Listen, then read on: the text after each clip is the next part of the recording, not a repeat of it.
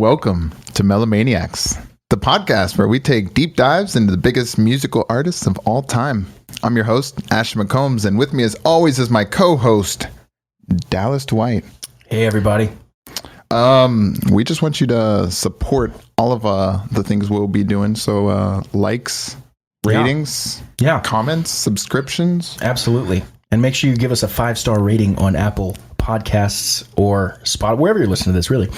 Just make sure you like, subscribe, rate, all that good stuff. So this is episode 1, the very beginning of the podcast. I'm super excited. Oh, me too. And today, Ashton, who are we diving into for the first ever episode of Melomaniax? We're diving into the Doobie Brothers. All right. But first, a little about our show and what we're about, because it's not just a standard music podcast, but we're basically here to take unbiased deep dives on big artists from any genre. So we're going to look into the discographies and the biographies and kind of report back to you guys with a detailed history of the musicians, their work, and what we thought about it. Yeah, exactly. We want to encourage you to open up your ears and your mind and help expose you to artists and genres you might have otherwise missed. I know I slept on the Doobie Brothers, so this was firsthand worked on me. Oh, same. So I'm really excited. Yeah, like previously, the only thing I ever really knew about the Doobie Brothers was I knew the song Blackwater and listened to the music, and I think that was it. I didn't even know that. I knew China Grove because I liked that. My band plays that one. That's right. We've always liked that song. I knew the song Blackwater, did not know it was the Doobie Brothers, and I only knew it because Train had sampled it. Oh, that's right.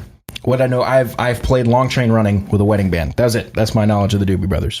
Yeah, that was about me. And so I really only had like that in my head as their sound going in, which made this so much more enjoyable. And I knew the name Michael McDonald. I knew he kind of sang like, you know, that. Yep, I know the voice, but I had no idea he was in the Doobie Brothers. Had no idea that's where he got his start. Had no idea of the history. Didn't know the names of the Doobie. Didn't know anything. So this was a really fun project for me, and I'm really excited to get into it today. So yeah, I'd have to agree. So getting into it, when you think of the Doobie Brothers, and we kind of just talked on this, but which version comes to mind? Because they really have two sounds. Like the southern melodic tones of early 70s rock is like that, the first like 3-4 albums. Or maybe the smooth, sounds of Michael McDonald, like you're talking about, with some sweet yacht rock, which came out in like the later half of the 70s. Mm-hmm. So for me, it was definitely the 70s that I thought of. Yeah, I definitely thought of the Doobies, like the early sounds was what I had thought was the only sound they had. But when you really slow down and listen to the music, minute by minute, the Doobie Brothers can change even what a fool believes about the identity of their sound. That's a lot. I see what you did there. Yeah. I like that a lot. Taking their sound to the studio or taking it to the streets. This band has a little something for everyone. And if you guys are fans, you saw what I just did there, and you're probably about to tune out. But well, no, I saw what you did there. I kind of liked it. I kind of like it. I kind of liked it. Yeah. No, I thought that was clever. Good songs, but before diving in, we should take a look at the times before leading up to the band's creation. We had Vietnam, civil rights movements, Woodstock, Martin Luther King assassination, JFK assassination, Summer of Love, like so much stuff going on in the world right leading up to the creation of the Doobie Brothers. And some of the biggest bands of that time were the Beatles, the Grateful Dead, and Moby Grape. Moby Grape. I had never heard of Moby Grape. Me either. And I had never heard of them, but apparently this band is known by like any band that you know. It's like it's your favorite band's favorite band. Exactly. But like you don't know them, but it's one of those things. Like, and that's kind of where we're gonna begin. Yeah. So they rose from the San Francisco music scene in 1966-ish, and the band is known for like adding a lot of like an amalgam of genres to their music. So like they had a lot of country sound, like pop sound, blues, rock, like everything, like all mixed into one, which is definitely some inspiration that the Doobies drew from, especially with the every member of Moby Grape was a lead vocalist. Right. So like alongside, when you look at their tracks, it would just show vocals and there'd be like 7 different names. Right. Which the Doobie Brothers also didn't always have a ton of lead vocals, but they're famous for having quite a few. Right. And always splitting between either Tom and Pat or Michael and Pat. For sure. So the Moby Grape having all lead vocalists in their band, that is something that the Doobie Brothers took tremendous influence from. Especially the founding fathers of the Doobie Brothers, which brings us into the big two. Yep. The Doobie Brothers. Exactly. Patrick Simmons and Tom Johnston. Which one is your favorite? Before we dive in. I like Tom. I like Tom because he's a killer player. I love his voice, killer singer. He writes kind of the more hard rockin', blues influenced stuff that I've always liked. And he looks like Ron Swanson. That's a huge bonus for me. Dude, I cannot find a picture of him without a mustache. I just don't think it's out there. Like I really was diving into, like, even when he was young, he had not the fullest mustache, but he still had a pretty decent mustache. Came out of the womb with a... That's what I'm saying. Like, I cannot find other than even I really think I have the book right here that we went through, and I don't think other than his pictures of him in high school, right before facial hair is a thing. And if you don't know what Tom Johnston looks like, without Googling, just go watch Parks and Recreation and see the character Ron Swanson, and then imagine him with a guitar. And that's Tom Johnston. That's pretty close. I definitely think I like Pat more, but I'm a huge fan of both. Like you said, I definitely think Tom is closer to the rock. I feel like Pat's a little more eclectic, maybe. Yes. And Tom's a little more straight ahead rock and roll. Yeah, and Pat definitely has more of that weirder styles that come out, like that killer alternative finger style guitar player. A lot of cool stuff there. Yeah, he definitely. We're gonna go into immense detail. I mean, that's the whole point of this podcast. We dive deep. So why don't we go ahead and hop into Tom's timeline first? Yeah. We'll go into Charles Thomas Johnson. What Badass. a name! You know what? We're gonna come across a lot of really cool names in this podcast this episode for sure. There's gonna be so many names that come up, but he was born August 15th. Hey, shout out to the August. Nice. 1948. Born and raised right before you were born. I know. Yep. Basically, just a couple days, and not 50 years or something. Yeah. Well, that's an exaggeration, actually. Not quite that much. But born and raised in Visalia, California. Yeah. I think we decided on Visalia. Visalia, yeah. Before picking up the guitar, though, he actually used to play clarinet and saxophone when he was a kid. He hated the clarinet, but he did not like playing either one, really. He liked music, but just the instruments themselves, he couldn't vibe with. But around the age, can't fault him for hating the clarinet. I mean, that's not a very likable instrument. Yeah, and instruments like that sound pretty atrocious to practice. That's very true. Even violin and stuff, which is beautiful. Just, I mean, cats dying. Yeah, right? No, like bad notes and things like that, and which is definitely a growing pain even for the parents having to listen to that. Oh man, get out of the house. Yeah, but he finally picked up the guitar around age 12. Really falling in love with early blues and rock and roll and like that R&B, kind of like the Jimmy Reed, Little Richard, Freddie, Albert, and B.B. King, which are all like early inspirations of his. Especially Bo Diddley comes up a lot. Sure.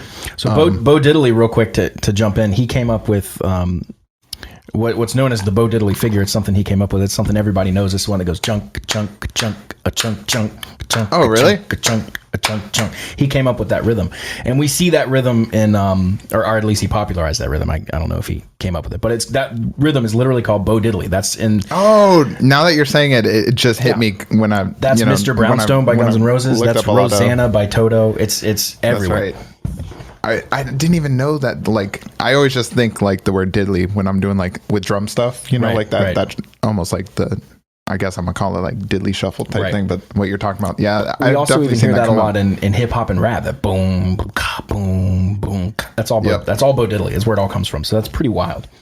Yeah, that is crazy. I got to get back on track. That just blew my mind. That's so cool. That's what this podcast is all about. No, that's blowing so minds. Yeah, man. But so he all throughout high school and college, he played in bands, and he played in so many different kinds.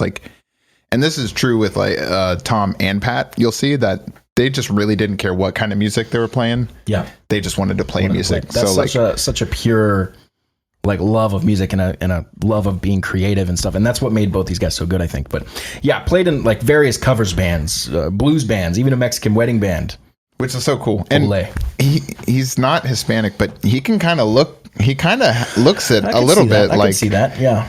And I thought he was for a bit, but he's not. Slip in there quietly, and that's what the mustache was for. Do a little ole. Yeah, he could hide in the back of a mariachi band, type thing. So as for the parents, and this is so funny because it's just like the classic like rock and roll band parents for both sides, is they both encourage music as like a great hobby, but not like, it's kind of like the, all right, the music, but what are you actually going to do with your life? Right. What's your real plan? What's actually going to make you money? For sure.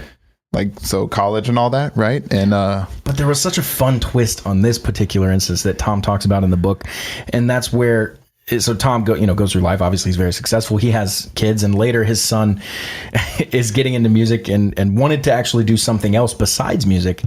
And Tom's dad, who was against Tom doing music, now comes to the son and goes, okay, but you might want to hang on to this music thing as a backup plan.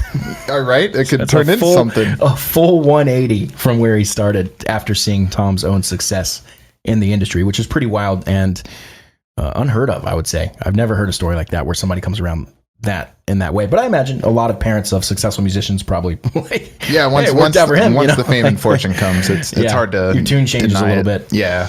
But no, that was a very wholesome moment reading about that. That's pretty cool. Three other inspirations that, evolved for Tom, it seemed, were Eric Clapton, Jimi Hendrix, and Leslie West of Mounted. So he started moving into kind of the heavier rock, blues, kind of the evolution of all those people we talked about earlier. Yeah, for sure. And he always holds on to that blues. With it always just sticks with him. For sure. So moving into Pat's, which we kind of talked about a little bit with Tom, just because they have a lot of similarities. Even both born in 1948, Pat Simmons being born in October, so a little younger. October 19th, sorry. He was born in Aberdeen, Washington, which is the city where Kurt Cobain was from. So it's like a very gloomy, as Pat puts it, it rains 300 or more days a year, which is just... And he made another note that I thought was fascinating. It rains 300 plus days a year, but the other 65 are not awesome days. They're just cloudy and almost raining. Yeah, exactly. There's no good days. You don't see the sun. So, but when he was 5 years old, he met Lucy Anderson, who was giving him piano lessons, which is really important for him early on with music. He really enjoyed Lucy more so than after they end up moving in a bit, but he gets a different piano instructor. But nobody ever sticks with him like Lucy did, as far as like, she was really important to him. Yeah. And it says he would get piano lessons every day after school. And as a music instructor myself, like if you got lessons every day, you were into it, you would improve really quickly, especially if that was a really good instructor, which it sounds like, someone named Lucy Anderson in the 50s was probably an amazing piano instructor. So what an interesting and good musical upbringing he had just from that. Yeah, so piano to start for him. But like I was saying, his dad came home one day and kind of just said, hey, we're moving to California. And so they packed their bags, moved to Palo Alto, and they lived there for like 1 year, I think. And funny enough, during that year, it was like a record rainfall. Yeah. So like he was so happy to like move to sunny California after living in Washington. Gets there and it's like the rainiest year they've ever had. But he said after that, of course, California was amazing. And Palo Alto and San Jose and San Francisco and stuff, it can be, wet and cold up in that area of California for sure. So it's not, it's not Southern Cal for sure. Yeah. No, true. But definitely an upgrade from Aberdeen, Washington. From Aberdeen, yeah, for sure. But they only lived there for a year and then they relocated to San Jose. Dad changed jobs again. Nice. Did we ever find out what he did or no? Trying to remember. I thought he was. Wasn't it something with science? I think he took a job at a school. I know that. Okay. I know that. I was way off. But something Pat got into when he was young. He's a big time collector. So like he started with like comic books and like postage stamps, like literally the classic collector. Yeah. And it went into like baseball cards, music memorabilia, like overtime books. Later into his music career, like guitars, he loved Civil War memorabilia, so like powder guns and things like that. And then he also ends up falling in love with motorcycles. And I guess he says two-wheel memorabilia, whatever. I guess that's kind of like very, very old motorcycles, maybe? Like that, maybe? Like retro scooters or like retro mopeds and things like that. Like anything two wheels that's like cool and eccentric. Or is he just like, no unicycles? Yeah, no unicycles. Absolutely not. But he ends up being a big time collector, which plays into some history they have with Harley Davidson later. The band gets really and he close met his with wife them. at Sturgis. Oh, that's true. Which is a huge motorcycle rally in South Dakota, I think. I think it's South Dakota. Yeah, it's one of the Dakotas. So Pat's early influences, and he got his influences a lot from hearing records. So I think he said one of his siblings, I think his sister, had a record player. Yeah. And so like she would listen to records, her boyfriend would, and family members. So he had a lot of early inspirations from Elvis, Frank Sinatra, Nat Cole King, Ernie Ford. Nat King Cole. Nat King Cole, sorry. Nat King Cole. Cole Nat King. Cole Nat King. You know the guy. That dude. It's just Mad Libs for 3 words. Yeah. But that was like his inspiration from his family directly. And then of course you always draw inspiration separately when you start to play other instruments. For sure. So one thing he talks about early is going to see Bob Dylan and being inspired to be a singer because he said, if Bob can do it, I'm sure I could do it because that was not great. It made me laugh to no end that he went to see Bob Dylan and left there being like, I need to sing. I'm inspired to sing after watching that. I feel like there could be a lot of people that watch Bob and go, damn, I'm better than that. Bob Dylan, of course, legendary songwriter, not the greatest singer. And he knew that, though. And he kind of just played into that. Sure. And it seems like with music, like it can find a way. Like, and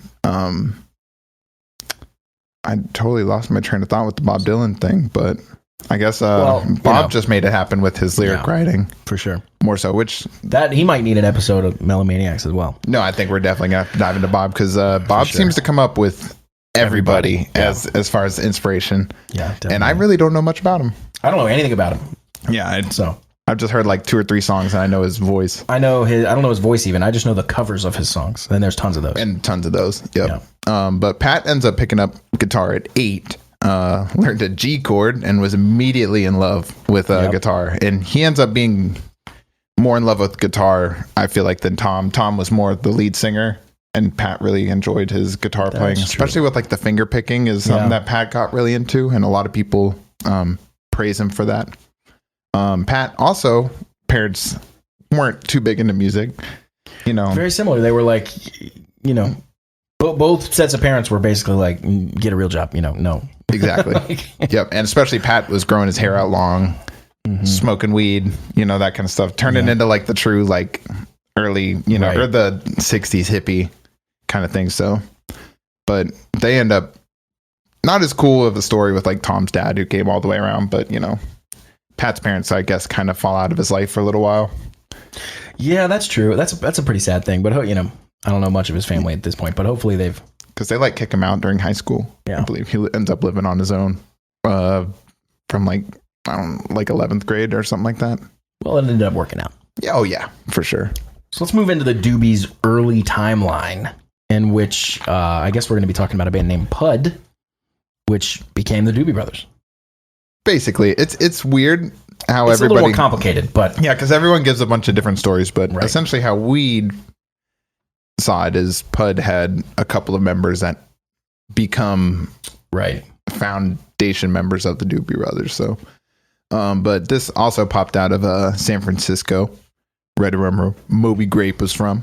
Pat goes to see Jimi Hendrix early on and accidentally meets him at a show, which is cool. And I love accidentally passes him a joint. And I guess one of his friends says, "Hey, this guy's going to be playing with here someday." Yeah. But like Jimmy literally thought he meant like he was like already part of tomorrow? a band. Like you're playing like tomorrow, a week when you playing. And he was like, "Oh no, I'm not good enough to do that. My buddy's just kidding." It's like, God, dude, why do you put me on the spot in front of Jimmy? Yeah, that's crazy. I wonder if they ever kept in touch. Yeah, probably not, because or ever reconnected. Jimi Hendrix died in 1970. So no, right before the band came together. But I think it was just that one time. That was the only time they brought it up. They have a song where there's some inspired guitar by some Jimi Hendrix. But an important early part of the Doobies is Tom moving into the 12th Street house in San Jose, which is where so much happens early in the Doobie Brothers. And it's cool. And we did this in our research. You can just Zillow or Google this house, 285 South 12th Street in San Jose, California, and you can look at this house. And actually, I think we did go on Zillow. You can go in the house on Zillow, and you can go look around the rooms, and obviously it's upgraded now, but you can go into the basement, which we're going to talk about, which was such a important part of the Doobie Brothers. Yeah, and the formation. The current owners are trying to get a historical status, I think. That'd be cool. Like labeled to the property as the Doobie Brothers house. So that's cool. That probably just to ultimately get value for the house, but it's still kind of cool. But talking about 12th Street leads us right into Skip Spence, an important name who's a member of Moby Grape. So for when Moby Grape first started, the very first iteration, he was the drummer, and then after that first album or EP they make, he becomes a singer, guitar player. But Skip is very important with the Doobies for like the creation. Yeah, he's basically the reason Tom and Pat meet. Right, for sure, and he's also famously quite the character. Everyone, his Wikipedia entry, his Apple Music biography, everyone in the book. It sounded like they were really trying to be nice, but they were always like, he's an interesting guy, Yeah. So it's like, okay, this guy was a lot. It seemed like, including towards the end, unfortunately, doing like lines of coke like in front of his wife and kids, shooting heroin, and shooting heroin, and all kinds of things. Yeah. So just not a good. It didn't end up being a great scene for him, but for sure. But he is responsible for bringing Tom and Pat together, and to that end, we actually were wondering how did the band Moby Grape come up with their name? Oh, that's from an old joke. It's it's a banger. Check it. I think it's Louis C.K. wrote this. What's big and purple and lives in the ocean? Moby Grape. Moby Grape. That's how they got the name of the band. And as Dallas they were good singers and players. They weren't good joke writers. Yeah, and Dallas always says, he always tells me, just every band name sucks. That's true. If you think about it, every single band name is terrible. And I want you, the listener, to please write in and let us know which one is the exception to this rule, because I haven't found it yet, and I know a lot of bands. Yeah, you guys can try. We'll please. We'll write it all off. Or maybe we'll end up being wrong, and we'll just be like one will stand out and be like, that's it. Yep. That's a good name. And that's melomaniaxpodcast@gmail.com. No shame. No shame. And that's Melomaniax with an X, by the way. So melomaniaxpodcast@gmail.com. Please write in with a band that has a good name, and I'll tell you why it's not good. So back to Skip. Skip, as we alluded to, did all of the drugs. And there wasn't a drug he didn't do. He was collecting them like Pokemon cards. So eventually the band had to move on without him. And Tom's sister knew Skip, I guess, somehow. She was just being on the scene or something. Yep. And introduces Tom to Skip. So that's kind of how that connection got started. Yeah, so by the time Tom met Skip, he wasn't part of Moby Grape anymore. He had been kicked out from just being Skip Spence. Yeah. He was pretty strung out at this point, had some mental issues that were pretty clear, but through that, he was still, you could tell, like, in a room and playing music, like, he still loved, like... Right. He still brought that energy, still loved playing music, still loved putting parties together, so he was still like that important guy to know. It just was unfortunate, the path, like everyone saw him going down. So they started jamming in the 12th Street basement. By the way, Skip Spence, you guys should all go check out Moby Grape and make up your own minds about their music. Skip Spence also has a solo album out. You guys should definitely check that out. It is wild and it is interesting. Oh, yeah. And it is not good. But nope. but you guys should definitely go listen to it. It is famous for one thing, which I think is a hilarious thing to be famous for. It's the lowest charting album, or lowest selling, one of those album released by a label of all time. So yep, I mean, there's got to be one. And you got to be famous for something. Skip Spence holds the record for that. I think he's passed now for sure. So when did he die? We know. I'm trying to remember because he died, I want to say, in his 40s. He died in 1999. 1999? 2 days before his birthday. That sucks. Oh, so he lived a lot longer than I thought. Man, I wonder if he got help before the end. I think they said he did at one point, but it was a little too late. Yeah. So his solo album, Oar, like the oar when you're rowing a boat, 1969. You're going to want to check that out. the first song on that album, I actually kind of grew on me a little bit. But anyway, we're diverging a little bit. But yeah. So both Tom and Pat still attended college at San Jose State while pursuing music. So they're still kind of, and then this surprised me actually, because a lot of people kind of abandon any thoughts of education when they're pursuing music. But both these guys actually kind of saw it through. And I don't know if that was, it seems like it wasn't because their parents wanted them to. They really seemed to have that fire in themselves. Yeah, really. I mean, and they were busy. Like, they were both playing out in multiple bands consistently through college and still keeping up with their work, I guess. But I want to say one of them, and I think it's Tom, does end up dropping out right before. No, but then he goes back and finishes. Right. That's right. He drops out and then goes back and finishes. Was Tom the one that was doing graphic design? Yeah. And was looking around at other people doing graphic design. He's like, these guys are way better than me. I can't be doing that. That's pretty funny. I'm going to stick to music. So if you're following along with the timeline here, we have Pat doing his thing, we have Tom doing his thing, and they're just kind of barreling towards each other via fate. Yeah, in different music scenes too. Right. So they're not really, they haven't met. They're not crossing paths, nothing. But Pat knew a guy named Dave Sjogren. Is it Sjogren? Yep. Who was jamming in the 12th Street basement with a guy named Tom Johnston. So now here we are, one step closer. Yep. And Skip lives in a duplex, like right down the street from the 12th house. This is the wildest thing to me. So he was at the 12th house, or 12th Street house, all the time. And specifically, there was the night that Pat first meets Tom and them is Skip is coming to play a show, or actually I think it was Pud. Tom and Dave Sjogren were coming to play a show, but they had to use Skip to fill in because one of the guys couldn't make it. I thought I seem to, maybe I had this wrong. I seem to remember it was the other way around. I think it might have been the other way around, where Skip brought in the other two. Skip was playing a show and needed a band, and so he brought in. Okay, so he brings them in, and Pat is already playing the show with a different trio that I think has Tyrion in it. That could be true. I believe at that point he was playing with Tyrion. It's a huge collection of people, but Skip shows up with a band. So here we go. They were supposed to open. I'm looking at notes here. They were supposed to be opening for Hot Tuna, but Hot Tuna bailed. Also, that's what it was. Do I have to say it? Horrific band name. So Skip comes in with a band. That band was Tom Johnston and John Hartman, who we'll get into in a little bit. So Skip Skip basically introduces Pat to Tom at that moment. This was, by the way, at the Gaslighter Theater in Campbell, which I'm not sure if it's still there, but yeah. And so that night, they both respected each other's musicians, but at this point they were kind of playing different music, different styles. Yeah. Pat was more into the acoustic kind of sound right now, a little softer stuff, and Tom was always that rock and roll.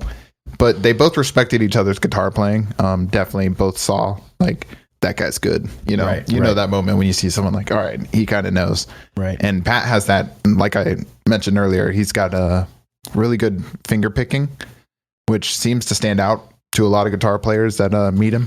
Finger picking is a difficult thing, and it's one of those things that it seems to me as a guitar player for a long, long time, if you're a finger picking guy, like, you're a finger picking guy, like that's your thing, like and you don't really cross over into other stuff. And if you're a regular, pick guy, then you don't really dabble. There's not a lot of crossover. It's pretty much two camps. There's some people that do both, of course, but it's very much like, oh, wow, he's really good at that. I'm just going to stick to what I do, That seems to be what was going on here as well. So it's funny to see that was kind of the case in the 60s as well, as it is still today.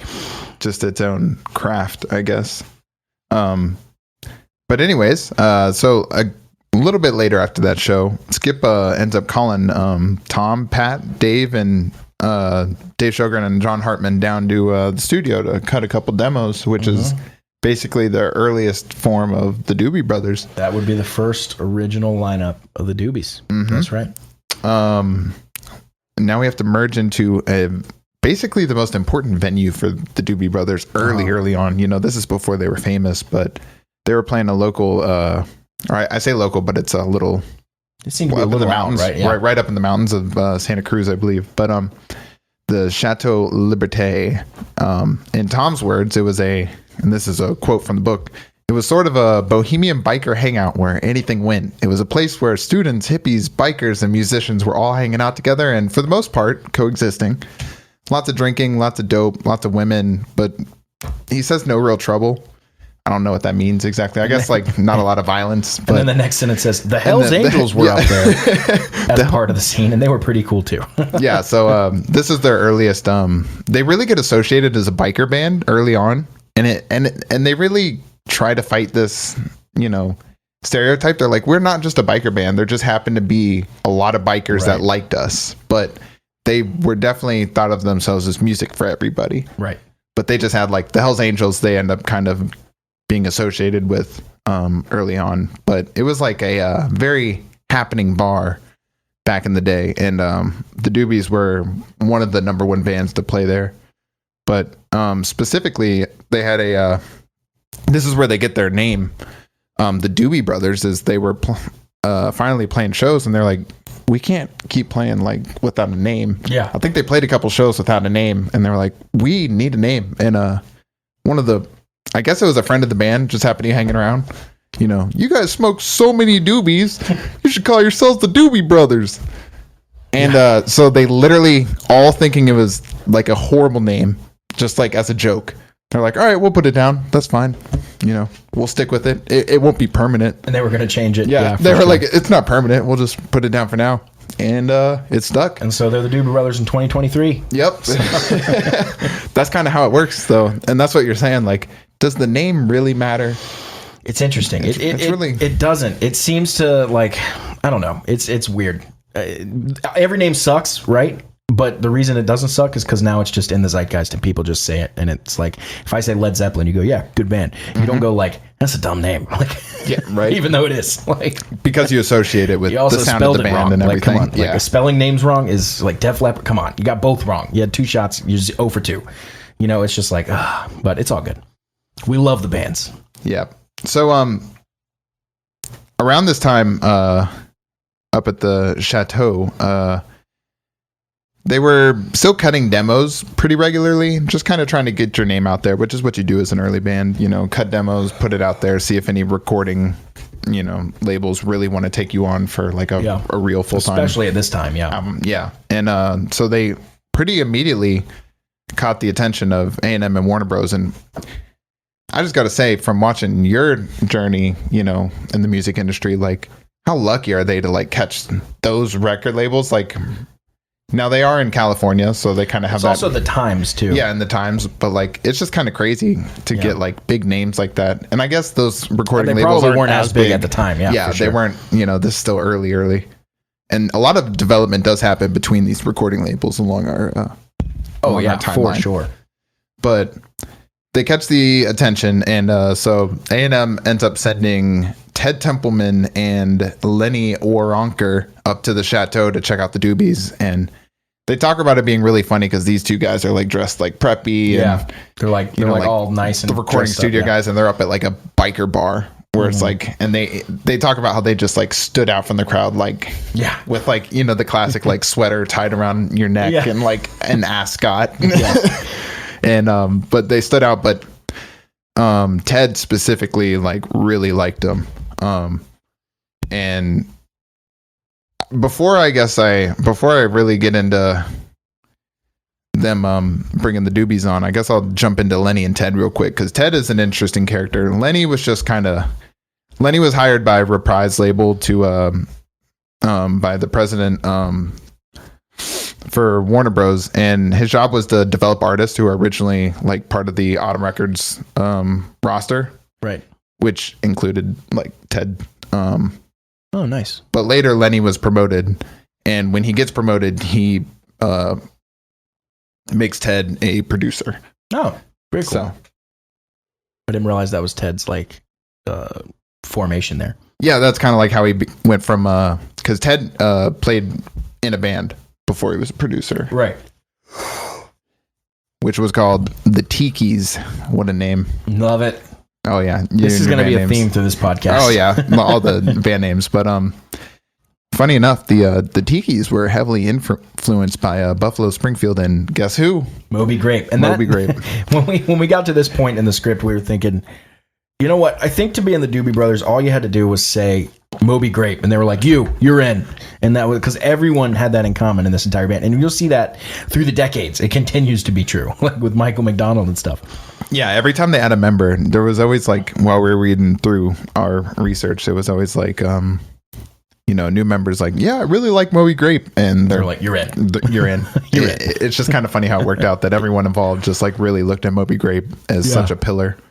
But But when Warner Bros. Bought the defunct Autumn Records, they dumped everyone other than the Beau Brummels and the Tikis. So that was the only two bands to... Don't even get me started. I know. They weren't even trying. That was an AI generator. But Lenny steps in, and he agrees with me here. He decided that the Tikis needed a new direction and a new name. So he chose Harper's Bazaar. I don't know if it's any better than the Tikis, but it's what they went with. Right. But as far as the change in direction, Ted has to say this with... and this is a quote from the book. Yeah, this is a quote. With acid rock and the summer of love blowing everyone's mind, we were skeptical of the kind of wimpy direction that Lenny wanted to take us in. Really, Lenny? You think this is cool? He had brought a song to us called Feeling Groovy, written by some unknown folk rock singer named Paul Simon. Let me be fucking clear. I hated it. He literally hated the Paul Simon song. It was so funny. But the whole band hated it. They weren't allowed to record certain musical aspects, so they added strings and things like that, softened up the sound, and the whole band was just so like, why do we have to put this out? And it ended up charting at number 13 and doing really well. And launching my career in the record business. Exactly. Ted says. Yeah. Sorry, I got off the exact quote, but like Ted is literally like hated doing the album, hated the song, hated everything, and then it was successful, and so that kind of opened his eyes. Like, wouldn't it be awesome to be in the 60s? Dude, right? I know. It was like you just essentially had to be like, I'd like to do music. And they're like, cool, you're famous. Like, you're one of the 7 bands. Exactly. You're Congratulations. One of the, but Ted, during this process, and like even as a member of the band and doing recording, he loved to spend time in like every recording studio. He wanted to learn everything about the recording business. So he would hang out at the studios and just like talk to people, and like he was constantly in the scene. 100% of the time. But one story he actually recalls, October 18th, 1967. He even has the date for this one. He's probably got a timestamp too. Oh yeah, it's like an important moment for him. But none other than Frank Sinatra walks into the lobby of Western Records, and he looks at Ted and says, "Hey kid, how you like my new shoes?" Such a Frank Sinatra thing. But then Ted was allowed to sit in with the engineer that day, Lee Hirschberg. And he thought it was amazing to watch. Like, they had a whole orchestra behind Frank recording live. And he said they did the song That's Life. That's crazy. Right? The classic. But he says through the entire recording, Frank never hits a bad note. And like anytime any musician hits a bad note or anything, you could see it on Sinatra's face. So he was like a professional musician, like through and through. But one thing that sticks out to him is the producer would give suggestions to Sinatra, and he wouldn't always take them. He would just kind of shrug some of them off, right. Which left an impression on Ted, because at this point, Ted is a musician, but he definitely has a lot of interest in producing. And he's like, I wonder how the record would have come out if the musician just like took nothing but the direction of the producer and didn't actually like fight back. And I kind of wanted to ask you, because you have experience as a recording artist and as the producer. So like, how do you think the ultimate say, or like how should the power be split up? I don't think there's a right way. It's like a spectrum. So you can go full and total control, which would be something like probably a hip hop artist or a pop artist, where a producer's kind of writing, recording, this is how it's done, sing it this way, that kind of stuff. Or you can go the other way, which the band that comes to mind is Guns N' Roses with Appetite for Destruction. If any producer told them what to do, they were fired on the spot. It happened with like 3 of them. So they finally found a guy that was just like, hey, I'm just going to sit here and hit record. You guys do whatever you're doing. And then there was maybe, a tiny little suggestion here and there that they ended up taking. But one of the suggestions, to get a little off topic, was that part, when you're high, you never. That actually happened twice in Welcome to the Jungle.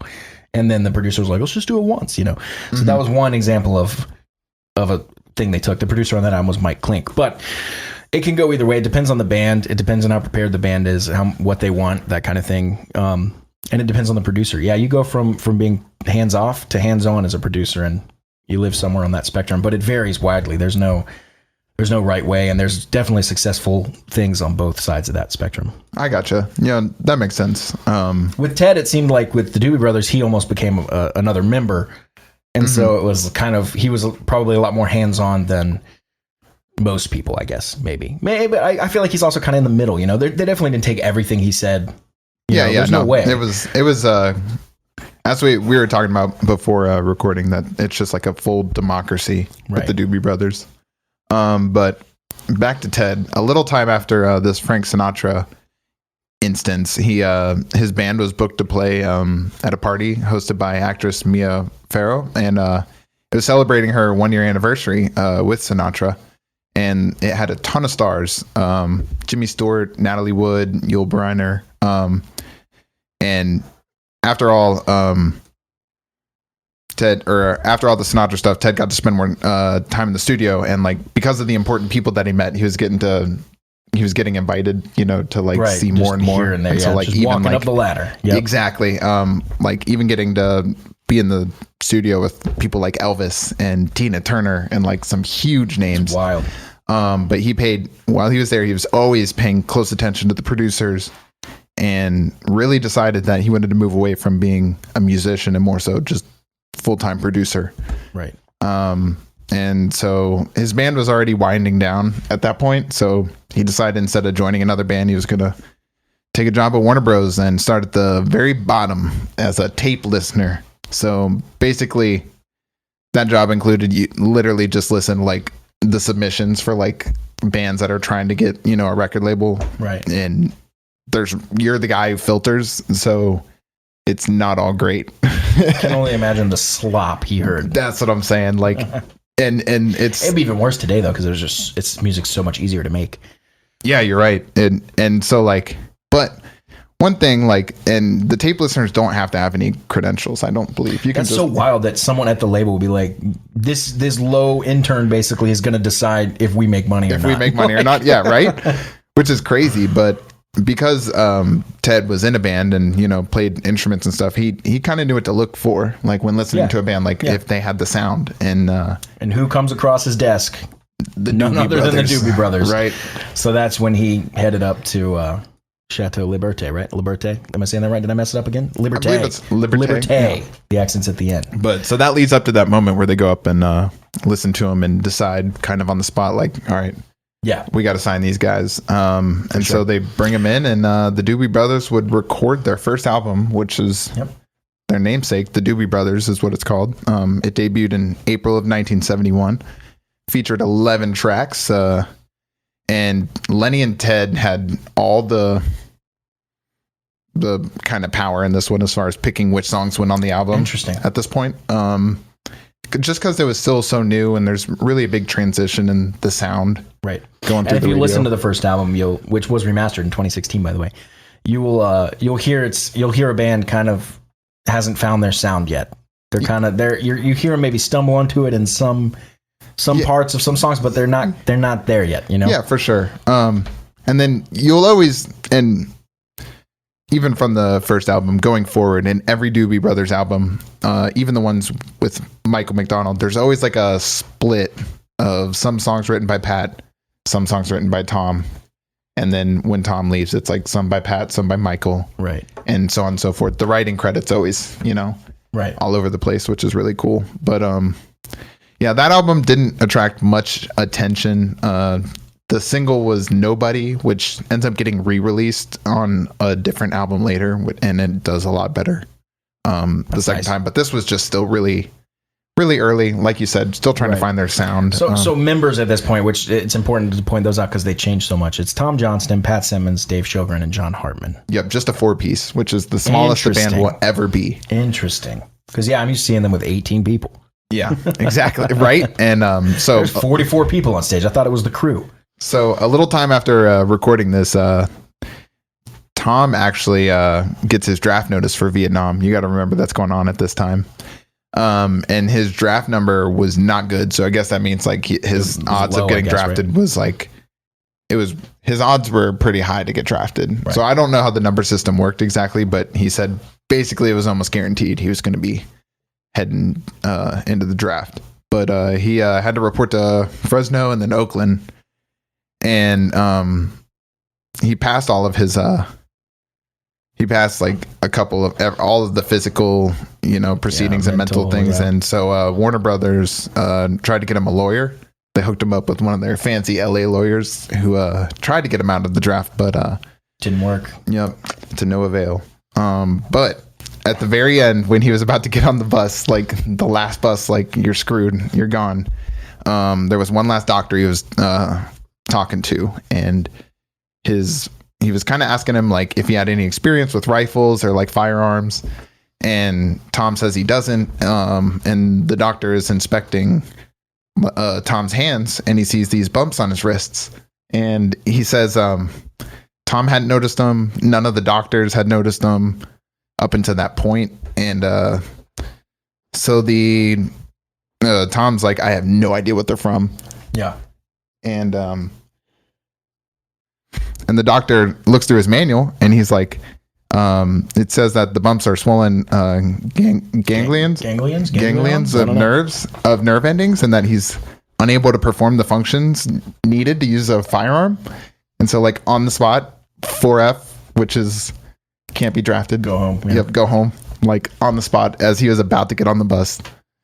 Like, how lucky. And Tom even states that the bumps clear up like a week later.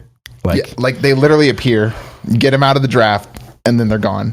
And he's back to music. No Vietnam. That's nuts. Because if he had gone to Vietnam, I mean, high chance of death, Yeah, and the band would have been no more. We don't get the Doobie Brothers. Because the Doobies hadn't even gone on their first tour. Nope. Which, leading up, the Warner Brothers sent the Doobies on tour opening for Mother Earth. This was like their big, this was their first tour. They've played shows, but not a tour is definitely different. Right. But Mother Earth really showed the Doobies the ropes, showing them around different cities. And so it was like more than just like the music scene necessarily. So like they showed them a lot of like the restaurants to eat when you're in certain cities, and like, what clubs to go to. Like, so they showed them a lot of stuff like while you're out and about and what cities and places. They have a lot of good memories with like Nashville. New York. I think he was trying like barbecue for the first time, and like New Orleans food, and New York, and Nashville's killer for that. Dude, all kinds of places.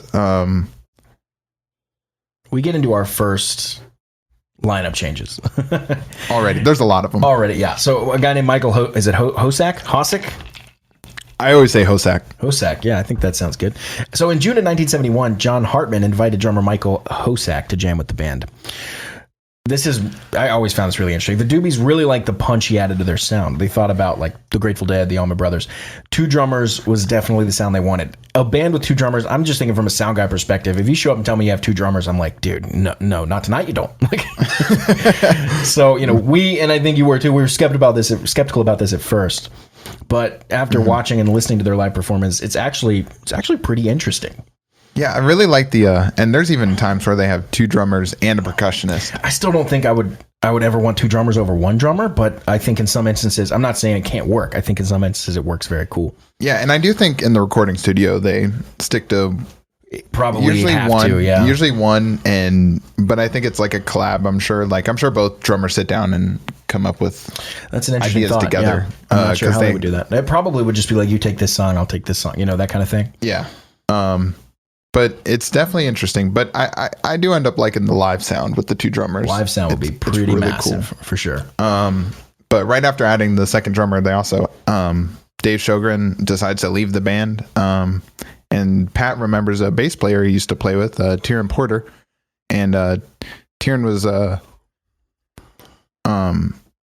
he was part of the trio. Yeah, he was part of that trio that I was saying. So back in the day, there was Pud, which we talked about, which was Tom's trio, right? And then Pat had a trio, right? And so Tieran already has a little bit of history here. So he comes into audition, and the band just basically accepted one of their own immediately, because he was just, from what I understand reading the book, he just came in and just slayed. Oh yeah, he was just so good. And really fit personality, all just checking all the boxes. Exactly. Especially like you said, he had that time with Pat, so they already kind of knew each other's styles. Right. But Ted was really happy with the personnel changes. But unfortunately, kind of around this time, the band had blown like $20,000 in studio time and wasn't making much progress. And the band was doing a bunch of drugs and doing blow all the time. And this kind of caught the band a suspension from the label, or it was going to, if they couldn't get back on track. Right. So like they just weren't They're on thin ice. Exactly. So this morning I like how they said doing too much blow. It's too much blow. We don't want zero blow. We just want, we got to find the right amount of blow. Yeah. Too much, too little. We got to just adjust our numbers. Look, if you stop doing blow, you're also getting kicked. Right. We got to strike that balance. But this kind of inspired the band to get their shit together, and they started making progress, real good progress towards their next album, Toulouse Street. And at this point, Ted wasn't really their producer. He was kind of like the producer's boss. I don't know. He wasn't in the studio necessarily with them. People that were working under him were directly working with the Doobies, because Ted was still finding his way as a producer. The band was, so they were involved, but not as heavily as they will be in future albums. But after sending Warner Brothers a demo of the first, kind of cut of Toulouse Street, Warner Brothers was like, "This is kind of ass. This is not good. We need you guys to work under a direct, like an actual producer, and get some direction." It seemed like they were one of the bands that needed the hands-on producer, right? Yep, they needed somebody to make some decisions, because it's just a group of so many different songwriters. Yeah, and it seems to me that actually without some sort of figurehead, in this case Ted, like reining in all the ideas and making it make sense, then their attitude of like, oh, anything goes, everything's good, actually would have probably hurt them. Because it would have turned into art by committee, which everybody knows is never good. Exactly. You can't have 100 people do a painting. It's got to be one person's vision, No, for sure. I think Ted is such an important piece. Or two, whatever. Yeah. But anyways, Ted gets brought in. Basically, they cut out the middleman. Ted's now the sole producer for the Doobie Brothers. And it's a match made in heaven, basically, the way everyone describes it. So Ted can sing. I think he plays little keys, and he's a drummer, so he can kind of like... That's right, yeah. He can really, You have to do a little bit of everything. Yeah. You got to do a little of everything, but the band kept a couple of the songs from the demo, but they definitely made some changes, and they were working with a new engineer, Steve Barncard, and they did the songs Don't Start Me to Talkin', White Sun, Toulouse Street. Those are the ones they kept and did under the engineer with Steve, but all the songs after that would be recorded in a different studio, or at Amigo in Burbank specifically, where they worked with engineer Don Landy, and Don and Ted worked really well together, they said. Right. This is kind of where the first hit, Listen to the Music, was. Which I think still, or I guess it's not, no, I guess What a Fool Believes is their biggest song, right? Yes. Okay, but this is probably their second biggest then, right? I believe so. Yeah, that makes sense to me, because this was the one that I thought was their biggest. I didn't realize Me too. The other stuff, but yeah, I known this song for a long time. So, and that's obviously Listen to the Music. Tom had been working on a song while he was living on 12th Street, right? In that 12th Street basement. Yep. And it was simple, but it was one he really liked. He thought it might be, a song that could make it on the radio. And up to that point, I remember in the book he was saying he'd not ever really thought anything he wrote worked on the radio. He never gave it any thought. He was like, this doesn't sound like, this just sounds like something I like, but it's not something that would be on the radio. Yeah. But finally he comes up with this little ditty, and he's like, this sounds radio, right? So he's working on it. He calls Ted in the middle of the night, woke him up. It was like 3 a.m. He played it over the phone, and Ted says, he's just like, I don't know, I don't like it. Like, basically. and Ted says in the book as well, it's not the first time he's hated a song that's been really successful. So, which is kind of funny, because that's like a producer's job. So it's kind of an enigma that he sucks at picking out songs that are successful, but he's a famous producer. That's like it's like an oxymoron. Yeah, so anyway, he was not enthused about the song at all. So, but it ended up being the leading single of the new album and the Doobie Brothers' first hit song, right? Listen to the Music. Peaked at number 11 on the Billboard Top 100. And it was sort of a utopian view of the world. So, where the idea was that world leaders could all sit down together and listen to the music together and find common ground, and really hippie stuff. And the thought of that, especially today, is pretty hilarious. He even says that, going back, he's like, man, that was just some hippie writing right there. Yeah, like a little naive, he says maybe, it. Yeah. It's funny what he says about some of his old songs, For sure. Definitely caught up in just being young and a musician, right? Hey, it worked. Nothing wrong with a little hope.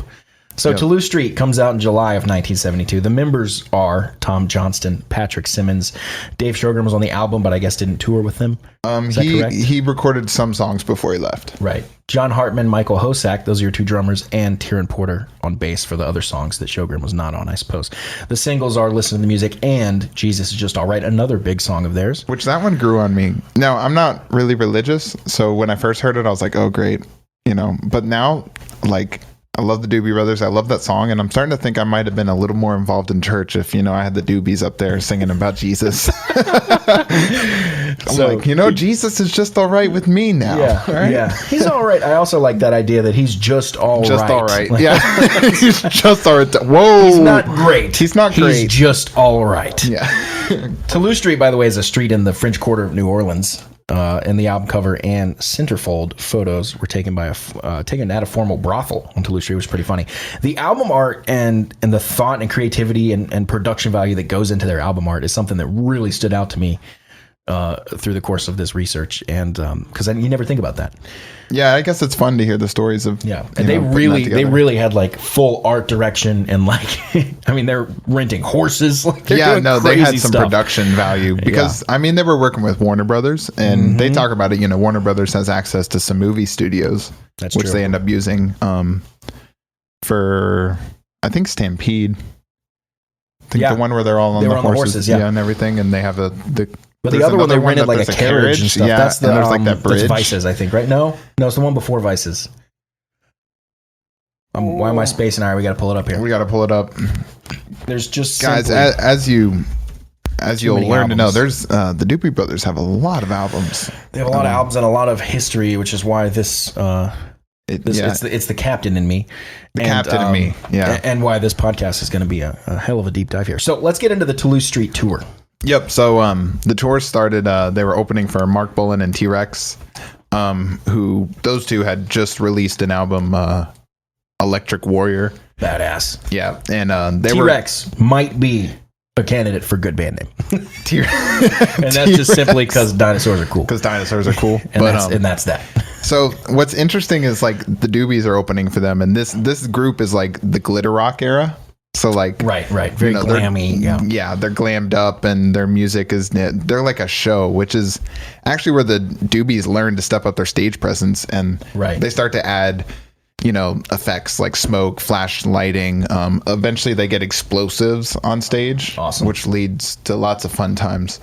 But they really learn to step up their like the actual making it an entertaining show instead of just playing music. So they learn so many things from these two guys, a little more than they did on their first tour, I'd say.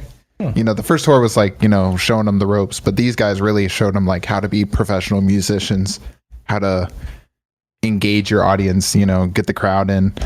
So I thought that was really cool. And just like the kind of music they were playing, and they were still able to engage the crowds that were. It seemed like, they'd play Listen to the Music and just win over any crowd, Yeah, it's easy, especially because the chorus repeats like 40 times at the end. Everybody's just singing along, and it's got to be an easy one to it wins you over when you listen to it on the radio, Yeah, no, for sure. Got to be even better live.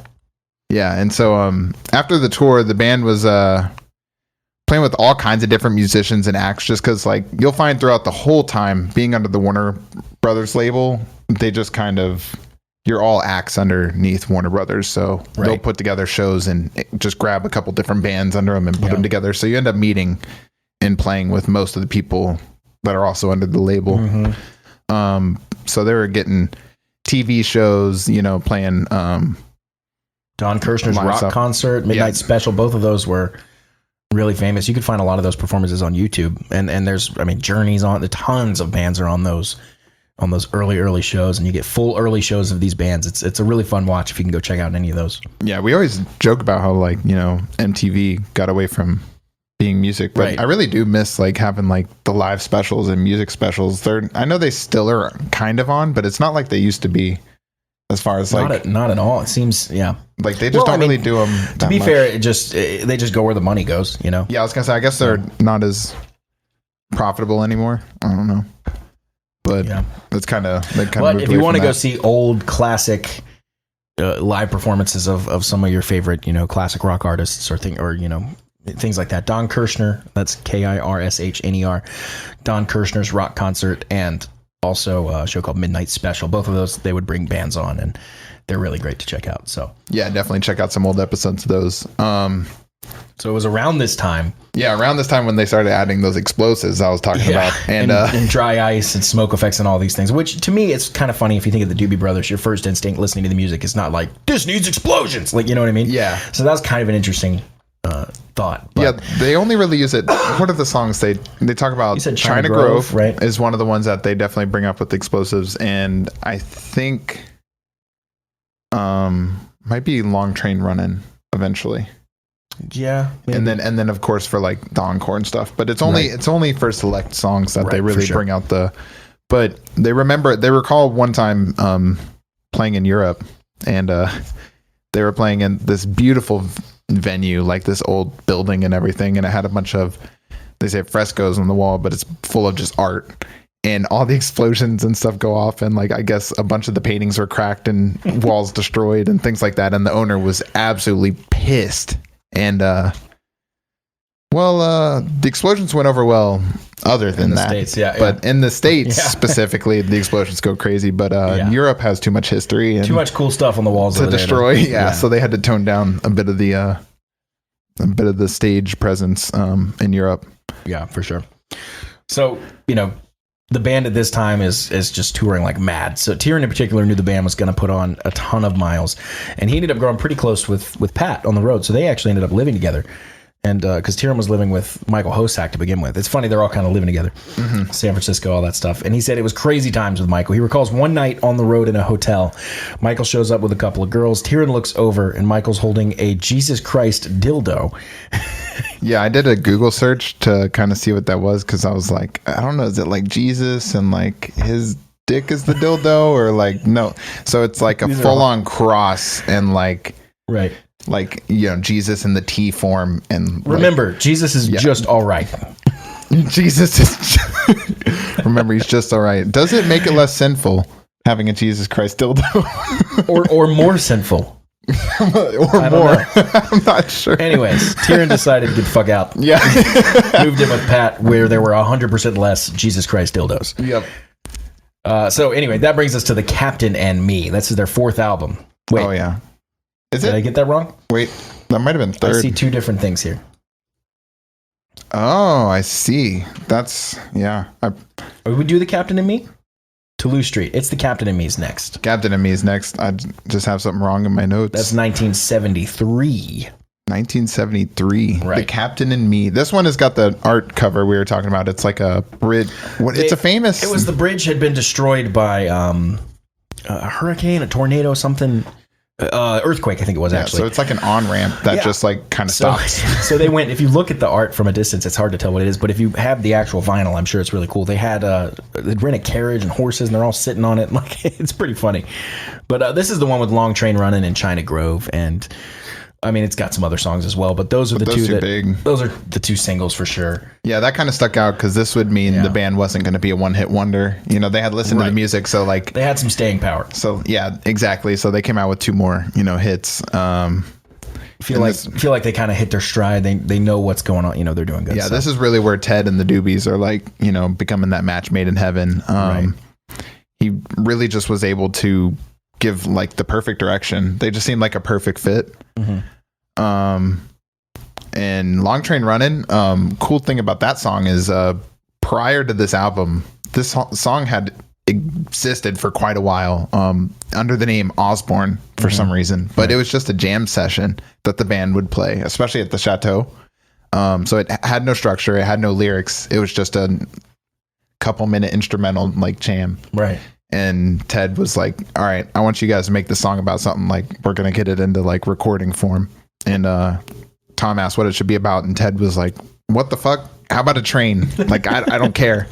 And so they wrote it about a train, and it landed at number 8 on the Billboard 100. I love that. Just a jam session. How do you get to number 8 on the Billboard? I don't know. Fucking train. Just fucking train. Who cares?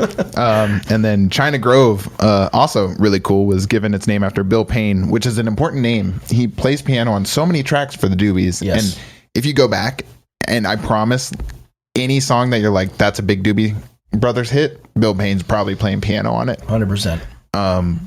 But he wrote a piano part for the bridge that sounds it sounded Chinese to Ted, like and it does sound like thing. it. Yeah, it's got that kind of vibe. It's got that vibe to it. And it's at if you listen to the song, it's at 150. If you want to hear that exact part. And when you listen to it, you'll be like, oh, it does sound Chinese. But that little part basically got Ted like, it's thinking Chinese. So then everybody was kind of on that wavelength. And one day Tom was looking through an atlas. As you do casually. As a musician. Let me go grab my atlas, just thumb through it. But there was a place in Texas called China Grove, and so they went with that. And China Grove peaked at number 15 on the Hot 100. There's not a lot of thought going into these. That's the funniest part about these. It's pure creativity and expression. And a lot of them, though, even put like, we wrote the lyrics in like a day just because the song needed lyrics. Yeah. And they aren't like lyrically like impressive. I'm not going to lie. Their lyrics are pretty simple and really just talk about what they feel. But like China Grove, he just made up a whole town and a whole story and everything, and it's good stuff. So. That one's good. But they definitely were more about the music for sure. Listen to the music. Than the lyrics. The lyrics always seem like the last thing, kind of like, all right, let's get some lyrics for it. But like as long as the rest was good, they were happy. To be fair, Tom always wrote good melodies, and he could sing really well. So it was like, I don't know. I form this theory more and more every day, but it seems to me that lyrics don't matter nearly as much as melody. No, you're a prime example being "I Want It That Way" by the Backstreet Boys. I defy you to tell me what that song's about. No one knows. I don't know. So anyway, the third album, "The Captain and Me," came out in March 1973. The members at that time were Tom Johnston, Patrick Simmons, the Big Two, John Hartman, Michael Hosack, Tieran Porter, and this was released by Warner Bros. Records. And those singles we mentioned earlier, "Long Train Running" and "China Grove." China Grove being definitely one of my favorites, if not my favorite song. And one that we play every week, so super fun. Yeah, I was gonna say you guys have that on your set list. Yeah. So around this time, 1973, the band got their own airplane, the Doobie Liner. The Doobie Liner, an old Martin Not good at 404, right? Yeah. Although to be fair, that's a pretty cool name. Yeah. So this was just like a commercial plane, like cheaper. It was not anything luxury, and they definitely talk about it is not luxury. It is just a plane to get from point A to point B. Yeah, and it's the Honda Accord of planes. Yes. Yeah. So basically, the band just they figured they could tour a lot and save a lot of hassle touring a lot with owning their own plane. It makes so much sense. It seems like an extravagant thing, right? And it is expensive, right? Also, note they ended up with a second plane they called the Crewbie Liner, just for the crew. That name I do love. Crewbie Liner. So, if you're touring that much, it makes sense to have a plane at that point because you can get to the point, you can go further faster. Yeah. And make more money, right? If you're going to play in Atlanta and then Texas, if you have to drive, you're burning a lot of time there. If you can just fly, boom, boom, that's Tuesday, Wednesday. You don't have to do Tuesday, Thursday now. Thursday, you go somewhere else, right? So you can just you can get in more stuff, basically. Yeah, and they say they can get more sleep, more, less time on the road. They mentioned, too, is something you don't really think about having traveled by air a lot. We never get the luxury of just like, leave your bags on the plane. We'll come back for them later. Like, that like, kind of stuff. Let's go play the gig and come back. Like, never had that. That's pretty wild. Yeah, no, just definitely gets rid of a lot of headaches. But, they, their captain was Sam Stewart, a man that I put, any band member would probably stand up for. They love this guy. Yeah. He just through thick and thin. I mean, you gotta be, right? So and I left a couple of the stories out, but they definitely had a couple of fun, plane and one and more than a few scares too, I think. I think I put one into our notes later on. We got to talk about later. But it's just funny. But I know one time they were talking about, and this is the kind of things with the plane that you couldn't do if you were just riding commercial, but I guess Keith woke up late or something, missed like the boarding of the plane, and as they were like taking off, because they were like, well, nobody can get a hold of him, he was out on the runway with his luggage ahead of the plane, just standing there. And they just stopped. Yeah, they stopped, pick him up. That's so funny. By the way, in the book does this too, and we kind of did it as well. Keith Knudsen has joined the band after the Captain and Me, and he comes on. Was he the other drummer? I can't remember when he joins exactly, but yeah, he's another drummer and a singer. He's not on the album The Captain and Me, but he is on the following album, which is we call it Vices, but what were once Vices are now Habits is the full name. So he joins in between those, probably for the tour. Yeah, Keith does some singing on Tom's parts after Tom leaves. I was watching some live performances, and Keith gets up, and he is a great vocalist, actually. Yeah.